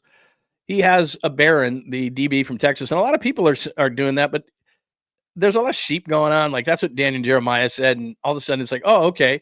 Or like Jackson Dart, the quarterback who went to SC, ended up at Ole Miss. I think it was Daniel Jeremiah who might have started it, or Kiper, or somebody put him third in the draft. So the quarterbacks went 1, 2, 3. And then that was like 2 weeks ago. And now everybody's putting Jackson Dart in the first round. Like, these guys are playing follow the leader. But the only reason I'm saying I don't think they would take Barron is because they have so many needs. And teams said that they're not going to draft for need. They have to. Like, at number 1, Tennessee's sitting there going, well, we need a quarterback. They're going to take Cam Ward. If they had a quarterback in place, even if they said Cam Ward was the best player on their board, which he's not, he's a quarterback, so he gets pushed up. But if they had a competent quarterback, they wouldn't draft another quarterback. Well, we're not drafting for need. We're going to draft best player. Well, if you have there's been teams who have had the number 1 overall pick and then had a quarterback already, and they're not going to take another quarterback, even if that's the best player on the board. That's just not the way that it works. So you can, you have a dominant player at a certain position, then you're not going to do that. Like, that's like number 11, for example. I like Tyler Warren, the tight end out of Penn State, but they have so many needs, and you've already got George Kittle. Even if he's 30 plus years old, you're going to draft somebody to eventually replace George Kittle when you need offensive line, defensive line, linebacker, safety, wide receiver potentially, running back, all that kind of stuff. You're not going to do that. You've got Brock Purdy, and you just signed him to a big fat contract. So at 11, if for some reason Cam Ward falls and you say Cam Ward's the best player on the board, we're going to take him. You're not going to take him because you have Brock Purdy. So maybe, I mean, I guess if he slipped to 11 and you hadn't signed Purdy, maybe you would take him. I would hope he would be signed, but who knows? It's not going to be signed by the draft. I don't think so. So that was a bad comparison by me. But to just go back to this mock draft for a second, he says adding a versatile defender on the perimeter would enable reinstated DC Robert Saleh to get creative with his sub packages. The only reason I have an issue with that is his sub packages. The Niners need a starting tackle, a starting guard, a starting center, a backup running back, I think, to McCaffrey, even with Isaac Guerrero around, even with Brandon Aiyuk. I think they need a receiver. They need two starting defensive tackles. They need an edge opposite Nick Bosa desperately. They desperately need a linebacker. It would be nice to, as he says, the sub packages. Like, you're talking about nickel. So you move Lenore inside, and Barron is probably playing the corner. He is a versatile defender. He can play safety. He can play nickel. He can play, there's a lot of things he could do, but that's a luxury item at this point to me. But maybe the Niners are just going to say, we're just going to take the best player. I'm not saying it can't happen, and Bucky Brooks is really smart, but the problem I have is my draft crush goes to 12 to the Cowboys, and then I have to hate him. And they say, with Zach Martin's retirement leaving a huge hole in the O-line, the Missouri product could help the Cowboys get back to playing bully ball. That's what I want the Niners to do. I want the Niners to play bully ball. I don't want a sub-package defender. I want a bully ball guy. I saw that bully ball. That's it. That's what I want him to do. I want him to be at right tackle. I want Colton McKivitz to be at left guard. And I want to play bully ball. Like, so when I see him play bully ball, no. I don't want the Cowboys to play bully ball. I want the Niners to play bully ball. And I'm not interested in a sub-package guy when the Niners have so many needs. So it was not only that I was like, not that Barron's not a good player. He is. But I want beef. It's what's for the Niners. Like, it's not what's for dinner. It's for what's the Niners' offensive line is and defensive line. So that's the dude I want. So I'm nothing against Bucky Brooks, but I'm like, bro, come on. These guys have a lot of needs. And don't give me this, we're not drafting for need. Teams do it all the time. They try to combine need and best player, and that equals value. And that's what they're trying to do. So we'll see. I could be wrong, and they're going to draft him, and I'm not mad with it. It's just Membu, I think, is going to go before the Niners. I think worst case scenario is starting to crystallize is that either Will Campbell, the tackle out of LSU, or Membu, the tackle out of Missouri. If one of those two guys are there at 11, I think that's who they take, because then they can move McKivitz over, and now their offensive line is pretty well set. It'd be nice to have a center, but it's not critical. It'd be nice, but it's not critical. And then they can focus on the defense the rest of the draft, because the line's set. You get you need another receiver, but not a starter necessarily. You need a running back, but not a starter necessarily, because you got to assume if they're going to trade Jordan Mason, which they did, that they must be getting good reports back on Christian McCaffrey. That's what I would think. So there's that. So another mock. Hicks solid. Okay, we're going to move to baseball in a second. So let me make sure that we are done with football for the day at the 1 hour and 17 mark of the show today, episode 98. And I want to make sure that everybody knows. So again, on the chalkboard, and I'm sorry, Walter, I will get that thing checked off now, and it'll make it easy on everybody. So the Heat dominate, worst loss, Jimmy return, no Curry, standings, no Ayuk trade, another mock. We're at Hicks solid. So I just want to make sure that that we're good as far as no Niners the rest of the way. And we'll come back to it. If I see something on the chat line, obviously I'll go back to it. You know me, I'm ADD. Be like, oh, that's interesting. I like it. No,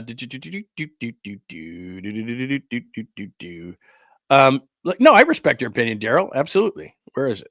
No, you're not new on here. I didn't think you were. The only reason I like this guy is people keep talking about his athleticism, which I really like. So I think he's going to be a right tackle who can eventually move to left tackle for Trent Williams, which is really what I'd like to accomplish. I think this is going to be Trent Williams last year. But at worst, he's a guard. And I think he'd be solid there. So I like guys who could probably play both positions. So at the very worst, and I don't like taking guards at 11, but at the very worst, he's a guard and he's solid. At the very best, he's a right tackle this year that moves McKivitz over to left guard. My line is set, and eventually I can move him to left tackle. That's best case scenario for me. Now, if the Niners don't think that, that's the other thing that's funny too, is like the Niners may not think that. They may not have it graded. That's why mocks are funny, because we know the 49ers. We know what they're looking for. So when I see, I think somebody had them taking Matthew Golden, the wide receiver out of Texas, who's about 5'11", 190, And this is not exactly accurate, but he's a little bit wispy. He's a little bit like Dante Pettis, like the kind of receivers. And I remember, and if you remember this too, when the receivers were coming out a number of years ago, and he was just obsessed with Jerry Jeudy, and he wanted Jerry Jeudy, and Jeudy didn't make any sense, and they ended up trading back up to get Aiyuk, and CeeDee Lamb was in that draft and all that kind of stuff. And Jerry Jeudy didn't make sense for the 49ers because he just wasn't a physical type who would block. He was a really great route runner. Everybody liked him, but we were getting to know the 49ers still in draft philosophies at that point. So you got to know what a 49ers player looks like. And I think Membu, just because of his athletic makeup, is a guy that would make a heck of a lot of sense in the zone scheme. And like I said, at worst, be a guard. So you like to make sure that you have a bottom for a guy and a top for a guy. And if the bottom is he's going to be a really solid guard, that's not the worst thing. And when first round picks, as I tell you all the time, are 50-50, and then it goes down from there, what you want to do is you kind of want to protect yourself. Okay, if he isn't the left tackle of the future, which we think he can be, then at worst, he replaces Aaron Banks and he's really solid. So that's not the worst thing in the world. He's got some position versatility, as they said. No, I like that guy. I don't mind him. I just don't think he's a match for the 49ers. I like Matthew Golden. A lot of people have him now going in like the top 20.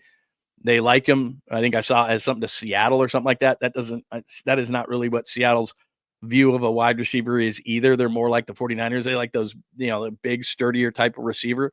Although they had Lockett. Jackson Smith and Jigba, though, people don't realize he's like 6'1", 200. Like he's pretty solid. So anyway, all right. Ooh, look at that. Haven't seen Kid Icarus in a while. It was very nice to see you either trade back or take the best player, not the draft to get cute. No way they take Harmon. You're talking about Derek Harmon, the number 11 overall pick from Oregon. Yeah, what everybody does this time of year, too, is if somebody meets with somebody, everybody just freaks out. Like, it's like, yeah. All right, we'll go back to the 49ers. Don't get me wrong if you want to talk about that. And I started to do this yesterday before we move on to Hicks Solid. I started to do this yesterday. I was mocking, and I was mock drafting, and then the signing of Diggs happened. And so then I went in that direction, and I put out a video and all that kind of stuff on why I don't think Ayuk's going anywhere. And it was just like I said, look at the other side, what the other side would have to assume. Look at the other GM. And unless somebody's just absolute, like the Browns, and look, Jimmy Haslam's a wacky owner, so it could happen, but it's very unlikely. Very unlikely. So anyway, as far as the Niners are concerned, I'll do like a mock draft kind of thing, but I'm going to do it differently. I'm going to do a video of it, and I'm going to do it, and I'm going to go, okay, here's who's on the board right now. Here's who I choose. Here's why. I'll do a video with something that I write that accompanies it, like I do at johnlundunleashed.com. I write things. I write columns and all sorts of stuff and opinion pieces, but then what I do is I put a video with it, and that's what I'll do with the mock. So I'm not going to just put up some mock and go, have at it. I'm going to explain to you each pick and my rationale behind it and who was on the board, and then you can really tear me up. Because you're like, well, I know who was on the board, and I like that guy better. So we'll have some fun with it. I think we're good.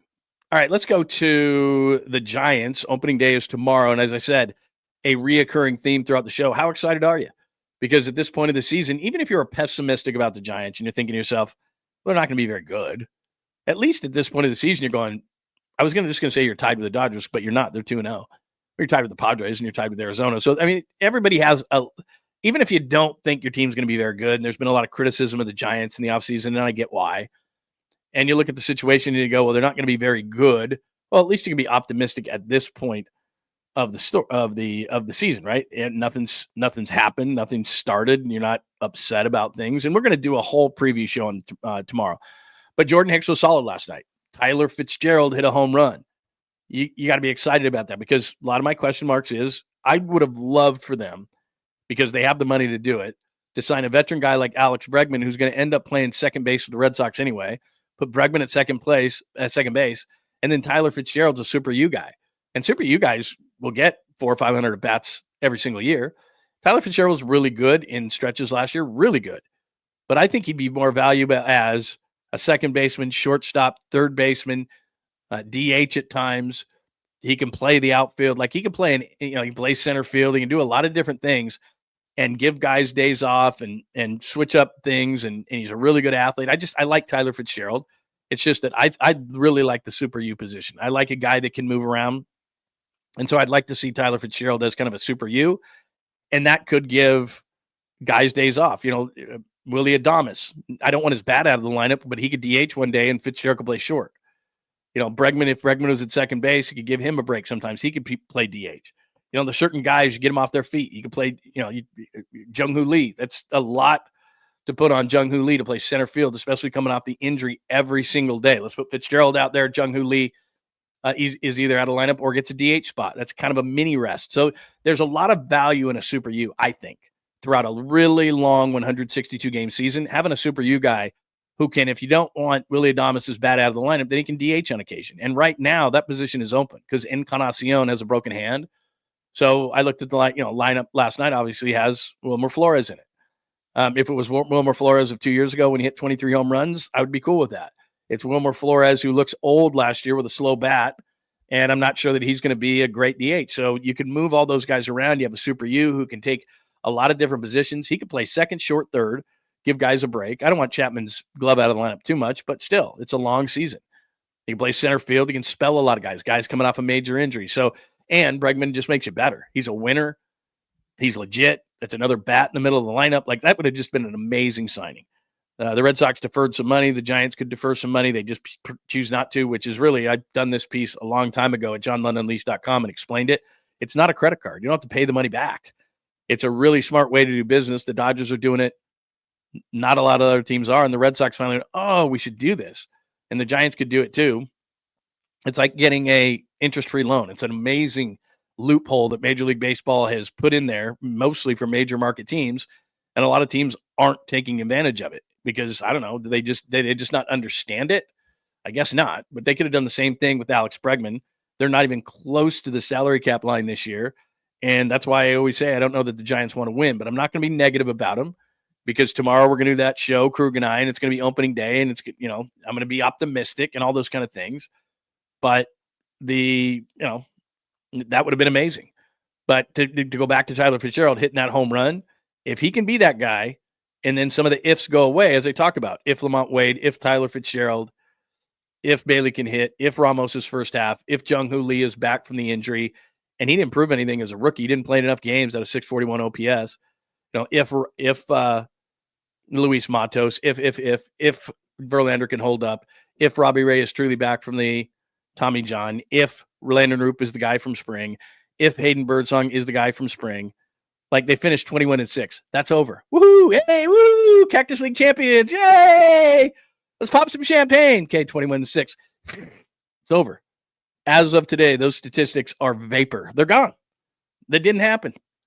Hey, that's great. You were hot for 6 weeks in spring. If it happened in the middle of the season, we wouldn't even notice it hardly. If you were bad for a month, yeah, we would notice it, but hardly. But that 6 weeks tends to be a really big deal to people, and they're going to be great. They were 21-6. It means nothing now. Tomorrow, it all starts over. They flush those numbers right down the toilet. Tremendous. Hope you didn't leave all those hits in Arizona. I hope Justin Verlander didn't leave all that 96, 97 and nasty stuff breaking down in Arizona. I hope he didn't. That kind of thing. Birdsong and all these different guys. I hope they didn't. I hope they didn't leave it down there. But look, Fitzgerald last night, really, really good. Hicks last night, really, really solid. I'll still stick to my guns on that, and I'll go down with the Titanic on that one because I think he's going to be a better seventh inning guy. By the way, Ryan Walker last night, that dude's no joke. I mean, he is really good. And the back end of that bullpen is going to be good. I think could be great with him. And so we'll see. But I'm optimistic. I'm going to be optimistic about the Giants until proven otherwise. That's what I'm going to do. I'm not going to go into the season like a lot of people will with this totally negative attitude. They suck, they suck, they suck. See, they suck. I'm going to go in and say, all right, even though I shouldn't, because like I always say, the Niners deserve the benefit of the doubt. The Warriors deserve the benefit of the doubt. The Giants have shown you nothing over the last number of years where they deserve the benefit of the doubt. But I'm going to go into the season with that attitude. Personally, how some people go in and they say, I give like friends and people like that, they say, okay, I give them the benefit of the doubt. And if they screw me over, then okay, and then it's on. And a lot of people are like you have to prove yourself to me. I'm not going to give you my trust. You're going to have to earn my trust. Some people are like, I'm going to give you my trust. If you screw it up, no coming back. Some people are like, no way, you got to earn it first. And that's what a lot of Giants fans are going to do. They're going to go, you're going to have to earn it first, and then we'll see. I'm going to say, you know what? I'm going to be optimistic to start. And then if you screw me, then it's like, I gave you the benefit of the doubt. That's going to be my approach this year for the Giants. We'll see. I'm going to be optimistic until proven otherwise. You can rip me on that. That's fine. Can somebody look this up really quick? Because I don't want to leave the show. At best, the Gigantes can win 85 games. I guess you could. The reason why they could is because that puts you in the race, right? When Arizona a couple of years ago went to the World Series, represented the National League, lost, they won 84 games. So could they win 85 games? Could they be a playoff contender? They could. But the problem with it, and again, I'm not being negative. This is a realistic thought. This is just being real. The Dodgers are going to win 100 plus games. They were the World Series champs last year. I'm sorry to bring it up, and had a really good year. And they really didn't have a starting pitching staff. Their pen was good, but they didn't have a starting staff. They had to go out and get like a Jack Flaherty to get through things and all that kind of stuff. And this year, they're adding Roki Sasaki. They're adding Blake Snell. And at some point, they're going to add Shohei Ohtani. Love of God, man. I mean, that's crazy. That's crazy. And remember, Yamamoto's pitched 90 innings last year. Ohtani pitched no innings last year. They were piecing their starting staff together with duct tape. Not literally, but they were. And they won it. So unless they have just an ungodly amount of injuries, they're winning the West. And so now you start yourself from a position of how are we going to win the wild card? And every team in the NL East now you're competing against. Atlanta, the Mets, the Mets. Let's see, I'm missing a team out of the East. I can't believe it. There's another great team in the East that I'm just totally blanking on right now. But in the NL Central, the Cubs are going to be decent. They added Kyle Tucker in the offseason. They've got some starting pitching issues. They upgraded their bullpen big time there. But all of a sudden, you're looking at all these teams and the Phillies. Thanks, Mark. I totally spaced on the Phillies. That was wild. But the Phillies. So now all of a sudden, you're like, okay, the Phillies or Atlanta are probably going to win that division, right? Philadelphia or Atlanta's going to win that division. Now there's one wild card that's going to come out of the division. They're at least getting 2, if not the Mets in 3. They picked up some guy named Juan Soto. They're probably going to be better. They had a lot of injuries with their starting staff last year, so they're going to be better. Central, Cardinals are kind of always around. The Brewers always amaze you. The Cubs should be better. So you're dealing with those teams. There's always a surprise team that comes out of nowhere from one of the divisions. A lot of people look at the NL West and say the Giants are 4th. So now you're dealing with all those teams. So now, okay, you can't catch the Dodgers. We say that before the season starts. And then all of a sudden now you're like, okay, now you're competing with all these other teams in the National League. And that makes it tough. That's not pessimistic. That's just realistic in my mind. How did I forget them? Philly. Good God. All right. Anything else on the Giants and what your approach is going to be and how excited you are for opening day? We'll do a full preview show tomorrow, and then Krug and I will do that show for opening day. We'll do that show for opening day tomorrow, which will just kind of be a precursor to that thing that we're going to do every Friday night. We want to make sure that you're there. I know you have a life. I know that you're probably going to go to dinner with your significant other. I know you're going to, but just pop in during the game. Maybe have it on your phone at dinner. We'll have an overlay of the Giants. We're going to do that every Friday, but we're going to test it out tomorrow. So there you go. I don't know. No, I that was just a special year for him, right? Late night Lamont, the things he was doing. I like Lamont Wade Jr., and I certainly don't want to speak poorly of him, but that was one of the positions where in the offseason, if you were serious, he would just upgrade. He's a nice player. He can get on base. He would be great with a team that already had a bunch of guys and a bunch of middle of the order hitters and get him on base, and he hits second in your lineup. There's a place for him in this league where he could be very, very successful.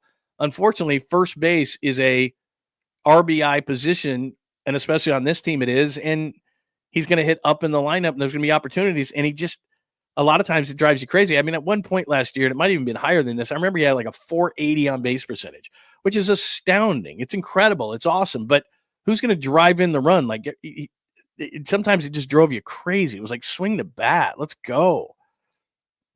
So I would think that would be unrealistic. Would think that. That's a good point, Steve. One-run games. That's what it comes down to a lot of times. Baseball is generally a close, certain at bats, certain plays, make a play here, make a play there. That's professional sports in general, but you're right. There are certain stats, and baseball is very statty. It is the most statty of all the sports. One-run games are absolutely massive. And can the Giants win those? Can they get the key hits? Last year, God, remember that? sacrifice flies. That last year, the year before, like they couldn't hit a sacrifice fly if their life depended on it. All the runners in scoring position, 2 out, sack flies. They were just terrible at all those metrics. Terrible at all those metrics. Less platooning. I would think that you're going to see less of that. I mean, I know Bob Melvin is not huge, and there's certain platoons, but I mean, now that you brought that up, Skeels, they're not going to platoon at first. They're probably not going to platoon at second if Fitzgerald is solid. Not a platoon at short, not a platoon at third. They love Bailey's defense, so as you know, I'd like him to actually play less games, but I remember when Gabe Kapler's like, we just can't take the guy out of the lineup. Left field should be Ramos. Center field should be Lee. Right field, they're not like. Remember a few years ago when in 2021? I mean, they were like the platoon team of the year. That's all they did. Like, you know, it was about the line change, right? Like the hockey line change. You're gonna bring in that guy, bringing a whole new thing with that sound effect and everything. Anyway, all right. Let me finish up with this today. And by the way, if you missed any of the show, here's what happened. So you can go back on the show and you can see the chalkboard there. So if you tuned in for Warriors stuff, Heat dominate, worst loss, Jimmy return, no Curry, went through the standings. So we did a ton of Warriors this morning. Talked about no Aiyuk trade. You got to think like the other team. Who's going to take on the big paycheck at 22.8 plus pay him a bunch of money, always injured, went through that. By the way, if you want to just do that in short order, I've got a short up right now at johnlundunleashed.com that gets to the point on that, but I did talk about it today in the show. Another mock, the latest being Bucky Brooks. Hicks solid last night. Fitzgerald hits the home run. Preview up Thursday on the Giants. I'll write and do a video at johnlundunleashed.com. Tomorrow, Larry Krueger and I for opening day. By the way, keep your alerts on. Not sure I'm going to do a show in the morning tomorrow because I may, but I'm going to just keep your alerts on. I probably will just because I'm like, I got to do a show. But about 1 o'clock, I think Krueger and I are going to do that show where we're going to do every Friday night. We're going to do the first version of it, you know, like just a test run on that thing tomorrow to see how it all works out. So on Friday nights we can do that thing. So we're going to do a test run on that Thursday. I will have a preview up written and a video, which I'll do later today on the Giants. And I'll have props up there. Somebody asked me about props. So I'll do that in that video and in the written piece at johnlundunleashed.com on the blog. So make sure that you check that out at John Lund Unleashed. All right, random. We've been random throughout the entire show. We actually started with coffee, and I think we were talking drinking, or we were talking pastries, weren't we, right at the beginning of the show? Let's see. I think we're good. Yeah, like I said, Stephon Diggs. Yeah, I got into that whole thing. So not only can you go back at any point if you're on YouTube, but also I put the chapters up there like I tell you every day. So what you do is we post the chapters underneath the show. So if you click on more on the show, then you can just click to whatever you want right there. You just click on what time I talk about something, and then you can just hear that if you want. If you're a Niners fan and you don't want to hear Warriors, if you're a Warriors fan, don't want to hear Niners, if you're mad at Giants, whatever, you can just click on whatever you want. And we do that in the chapters version of the show.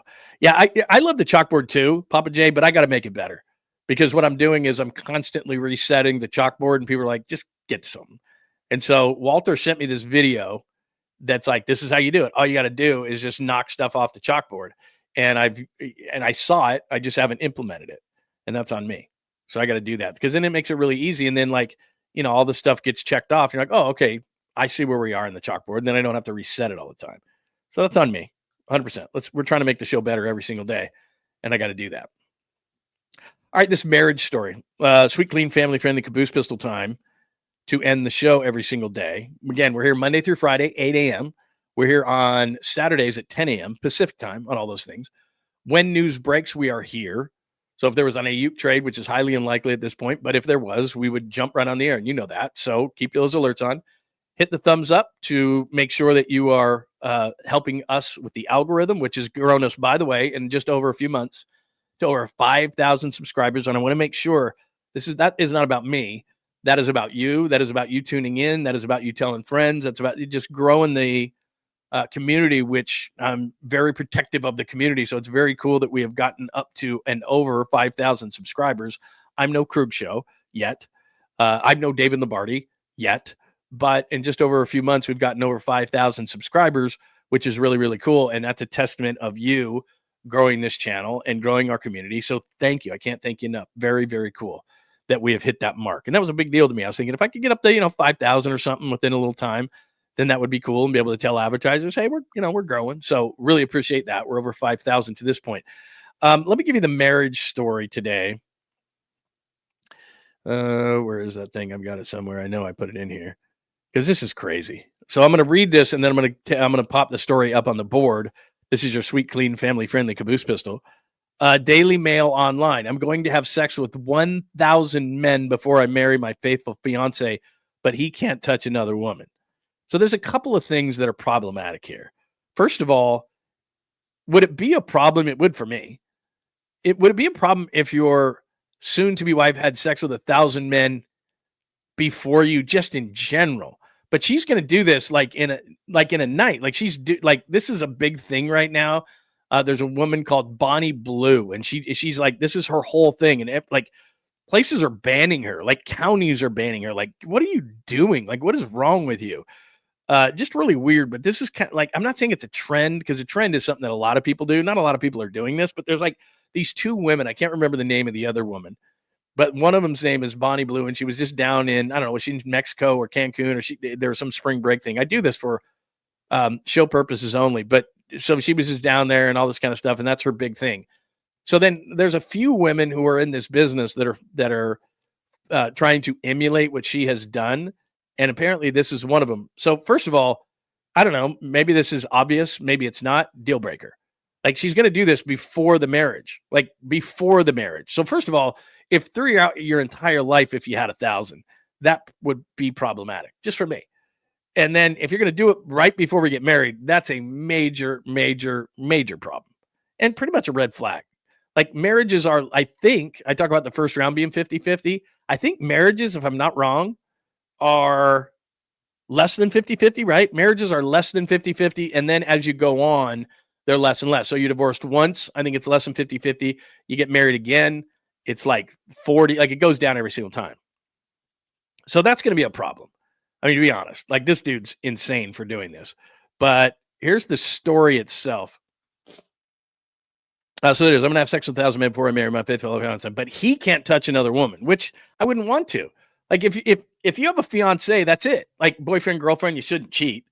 But certainly if you have a fiance, like, it's over. You might as well be married, because if you're unfaithful at that point, that's a problem. We'll go ahead and say that's a problem, and you're probably not going to work. But anyway, she said he supports her plans to sleep with 1,000 men. No, he doesn't. He does not.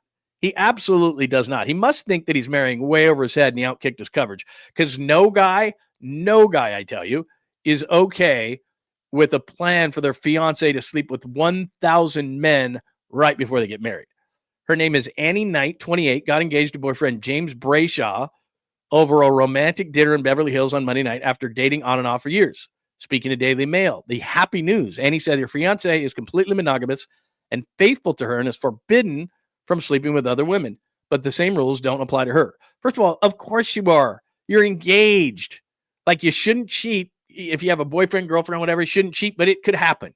But once you put ring on finger, that's like, the door is closed. Both doors, by the way, should be closed. All doors should be closed. Front, back, everything. Everything's closed. No kissing, no fondling, no heavy petting, no nothing, let alone sex with 1,000 men.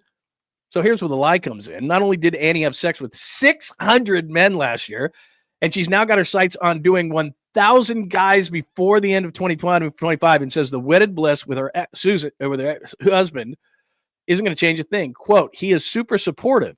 He's just the best. And he understands that I'm very work oriented, that I enjoy my job.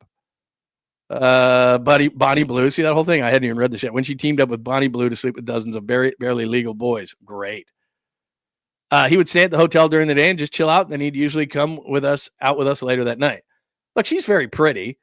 I can see half of him. I'm not saying, like, he's not outkicked his coverage that much. He's very pretty, but come on, man. There's no way.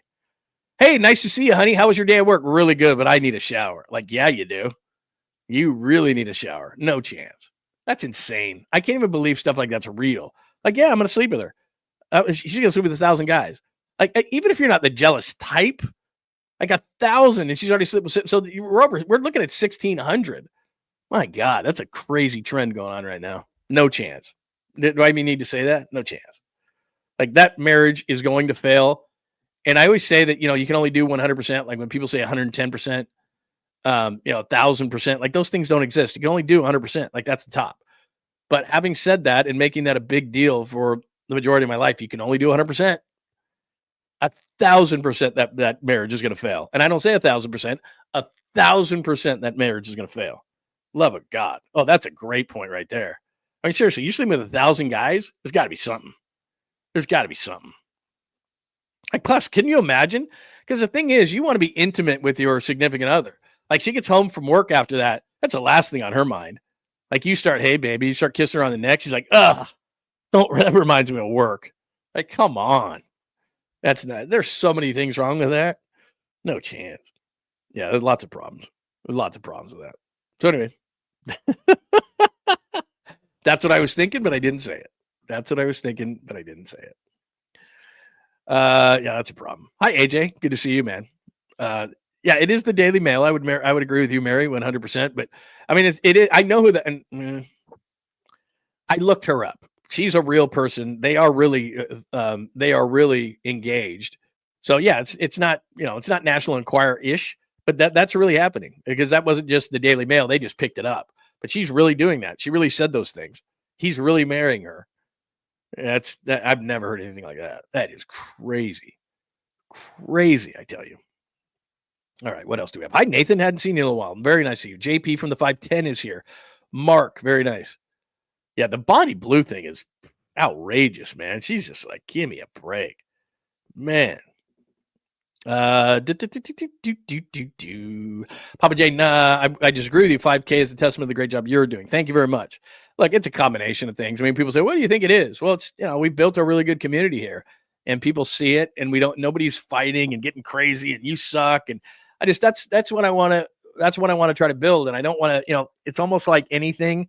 Like, let's say you have a nice restaurant, right? And it's really, really good and it's localized. And then you try to franchise it out and it just misses something and it gets lost. Something gets lost in translation. I don't know what it is, but you want consistency. So as you get bigger, you just want to make sure that you still have a great community. And I go to other boards and I'm on other shows and people are infighting and calling people certain names. And look, there's just enough of that. I'm not trying to be clean as a driven snow here. I'm not stupid and naive. I know that that's going to happen occasionally, but I try to eject those people out. And I'm not, me, I'm not blocking people. You don't get blocked for a different opinion here. Like, Lund, you're stupid because of that. Lund, I disagree with that, this, that, the other. It's not, that's cool, man, because I've told you this a million times. That makes me think. I don't think I'm always right. I don't know that I've thought about every angle. Like, I don't know. But I try to tell you based on what I know, my experience, my research, all these different things that I have over doing this for nearly 30 years. But the one thing I'm trying to do is make sure that people can come in here and express themselves, have an opinion, and nobody's yelling, screaming, saying certain things to them, man, woman, child, whatever your gender, race, whatever beliefs. We're just talking about sports here, and we should be having fun. And this should be the toy box of life. And this is a getaway from life and reality and all those kind of things. So I may get amped up about something, but at the end of the day, we're not talking about politics. We're not talking about, world and news and all these different things that have become very difficult to discuss nowadays with anybody because everyone's just locked into their beliefs. And so we're just doing sports. So the one thing I've tried to do, and this is not a testament to me because I can't control this, is what the room does. And the room's great. And it's a lot of people. And like I said, that's why I try to get other people from X and Twitch and Instagram and all these other places and Facebook and LinkedIn to come over and check it out because they'll have a good time and it's fun and it's a nice getaway. So that's the kind of the way I feel about everything is I think that it's a lot of fun and we've grown it. And yeah, I put a lot of work into this and I should be decent at it. I've been doing it almost 30 years, so I should be decent at it. And I have a belief and a confidence in it. But I think that coming in and people coming in and telling people and, hey, like when we first started this thing, Skills was like Rockin' told Skills and Skills told people, and you should be watching this. And that's how it happens. And, look, hopefully YouTube and there's an algorithm. Like I said, there's a whole thing to this whole thing that I had no idea existed. But guys like Brody Brazil figured it out, and guys like Larry Krueger figured it out, and David Lombardi and Damon Bruce and all these different guys who are friends of mine who I know. And unfortunately, it's more than just doing great content every day. There's a way that I've learned. It's like learning 10 different languages, which I have in the last few months. It's not like radio where I turn it on and KMBR has a 50,000 watt signal and it goes everywhere. And everybody's listened to KMBR for years. So they've marketed themselves, to a certain audience, and you got to be really, really good. But it's different. Then you come in here and it's a lot of times it's a totally different audience. My radio reputation can only take me so far, because if you're not good every single day and you're not talking about the right things and you're not doing the algorithm and all the different things that YouTube and all these different platforms kind of requires you to do, then you're not going to be very good. So I've tried to do that. But it's like I said, people come in here and people subscribe on YouTube for the content. So maybe right now they're like, dude, just get back to content. I get it. But it's fun for me to come in here every single day and see a lot of people and then see new names in here, and everybody acts the same way, which is, hey man, it's sports. We have the proper perspective on it. Let's have some fun. I'm not going to rip on people. I'm not going to take personal shots at people. That's just my thing. Is I have a philosophy in my business that, if I've told you this before, that if I keep it between the lines, I can pretty much say whatever I want. No one's going to fire me. No one's going to do it. You're going to fire me as a viewer and a listener. You're going to fire me because you're not going to listen or watch. So you're my boss. But in terms of what I can say and what I can do, I have a lot of leeway on this channel, and it's awesome. It's so awesome. Before, when you have a flagship, and people would accuse you of this all the time, there's certain things you can't do, you can't say. A lot of things behind the scenes, but you can't say it. And if you do, you have to be careful with it. So there's a method to all this madness, but what you can do now in this forum is a lot more, and you can say a lot more things and everything like that. But again, you go through it, and a lot of it has to do with people coming in, growing this thing and having a lot of fun with it and being comfortable. And, that's what we do. Try to be consistent every single day. So anyway, I'm done with that. I didn't want you to go off that. Let's see. Let's see.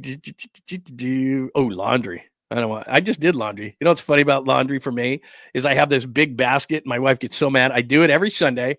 And then the basket, what's today? Wednesday? Oh my God. The basket is still sitting by my stuff. And she looks at me every day. It's right next to my closet. She's like, fold that at any point? Yeah. Probably today. Maybe not. Maybe. I might. I'm very busy. And tomorrow's opening day, and I got to write a whole piece on the Giants, and I got to look at some futures because I'm going to put that on there. And Krogan, I got to ready for that show tomorrow. And then I got to put my sales hat on later. And blah, blah, blah, blah, blah. So who knows? All right. A lot of comments on that woman. My God, are you kidding me? All right. Everybody have a great Wednesday. We had a tremendous day today. Remember, if you missed anything on the show, you can go back on YouTube and watch all of it. JohnLundUnleashed.com. Thank you for getting us over 5,000 subscribers in the last 24 hours. We are just at the beginning of this whole thing. Really, really appreciate that. Thanks for watching on every way that you're watching, however it is. By the way, I almost missed a super here. There is Nathan, one of our favorites. Very nice. Thank you for having a super sticker. If you want to make sure that your comments and thoughts get up, by the way, on the board 100%, you can always contribute to the show on supers, which is always much, much, much appreciated. Do want to tell you one more time, as I always do, about my good friends at Dr. Riopel. Please support sponsors of the show. That makes things so much easier for us. Dr. Riopel, right there. Dr. Riopel, fine sponsor of the show, Cosmetic Surgery and Laser Center in San Ramon. And you're like, I'm not in the East Bay, man. Like, I don't know. Should I go over there? You should, because as I always talk to you about, I am doing the testosterone, which is awesome. There's a misperception maybe in the room. It's very simple. You take a blood test. They see that you have low T. They're going to give you the exact dosage that you need. You're not going to go crazy. You're not going to be it's not that kind of a thing. You're going to feel better. You're going to lose weight faster. You're going to feel like you used to feel. You're going to have more energy. You're going to be less irritable. I've been doing these kind of treatments for years, to be honest, and they really help me. But the difference with Dr. Riopel is, number one, it's monitored. And so he's a doctor. And so I really have a lot of trust in that. But it's also, I used to have to go in for weekly shots, which is kind of a pain in the ass, literally. But there's none of that. It's a quick procedure. And then after a few months, they check you again. Okay, looking good. Here's what we need to do. And they just keep you monitored so you feel like yourself. So testosterone treatments, low T, with Dr. Riopel. And then my wife, as I tell you, she's doing the stem cell treatments, which are incredible. So I've had PRP done before. That's the spinning of the blood. But then what they do is they take that and they put the stem cells in there, and that thing is a game changer. So she had an issue with her shoulder. It's been about 2 months or maybe about 6 weeks since she did that, feeling a ton better. She did it in her elbow, feeling much, much better. And then last week she's doing it in her foot. So that'll take a little while until we get the feedback on that one. But I anticipate that is going to be incredible. So if you want to do what we've done, she's doing the stem cell. I'm doing the low T. They do everything that you would expect out of a cosmetic surgery and laser center. So not just those procedures. They do a ton of stuff. Just go to the website. You can make an appointment there. You can see all the procedures and things that they do, and they offer all sorts of great stuff. So check them out. It is my good friends at Riopel, and there is the QR code. So I'll leave that up there for a minute. You can use your phone. You can click on that, and that'll take you straight to the website, and you can make an appointment. You can see what other things they offer, which is absolutely a ton of things that they can do to make you feel better, look better. And they're just the best. The office, I've become good friends with everybody over there. It's just a great place, kind of like the community we've built. They're absolutely awesome. Dr. Jeffrey Riopel, right there. Click on that QR code, and you can get your appointment right now.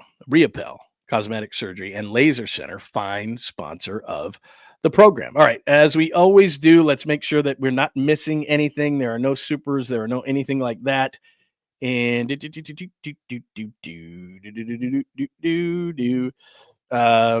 see. Oh, very cool, man. I bought into your CLR. I might have to try this one too. Yeah, CLR for me, and they're not paying me anymore. It's been a game changer. I mean, you can see right now I'm not wearing any glasses.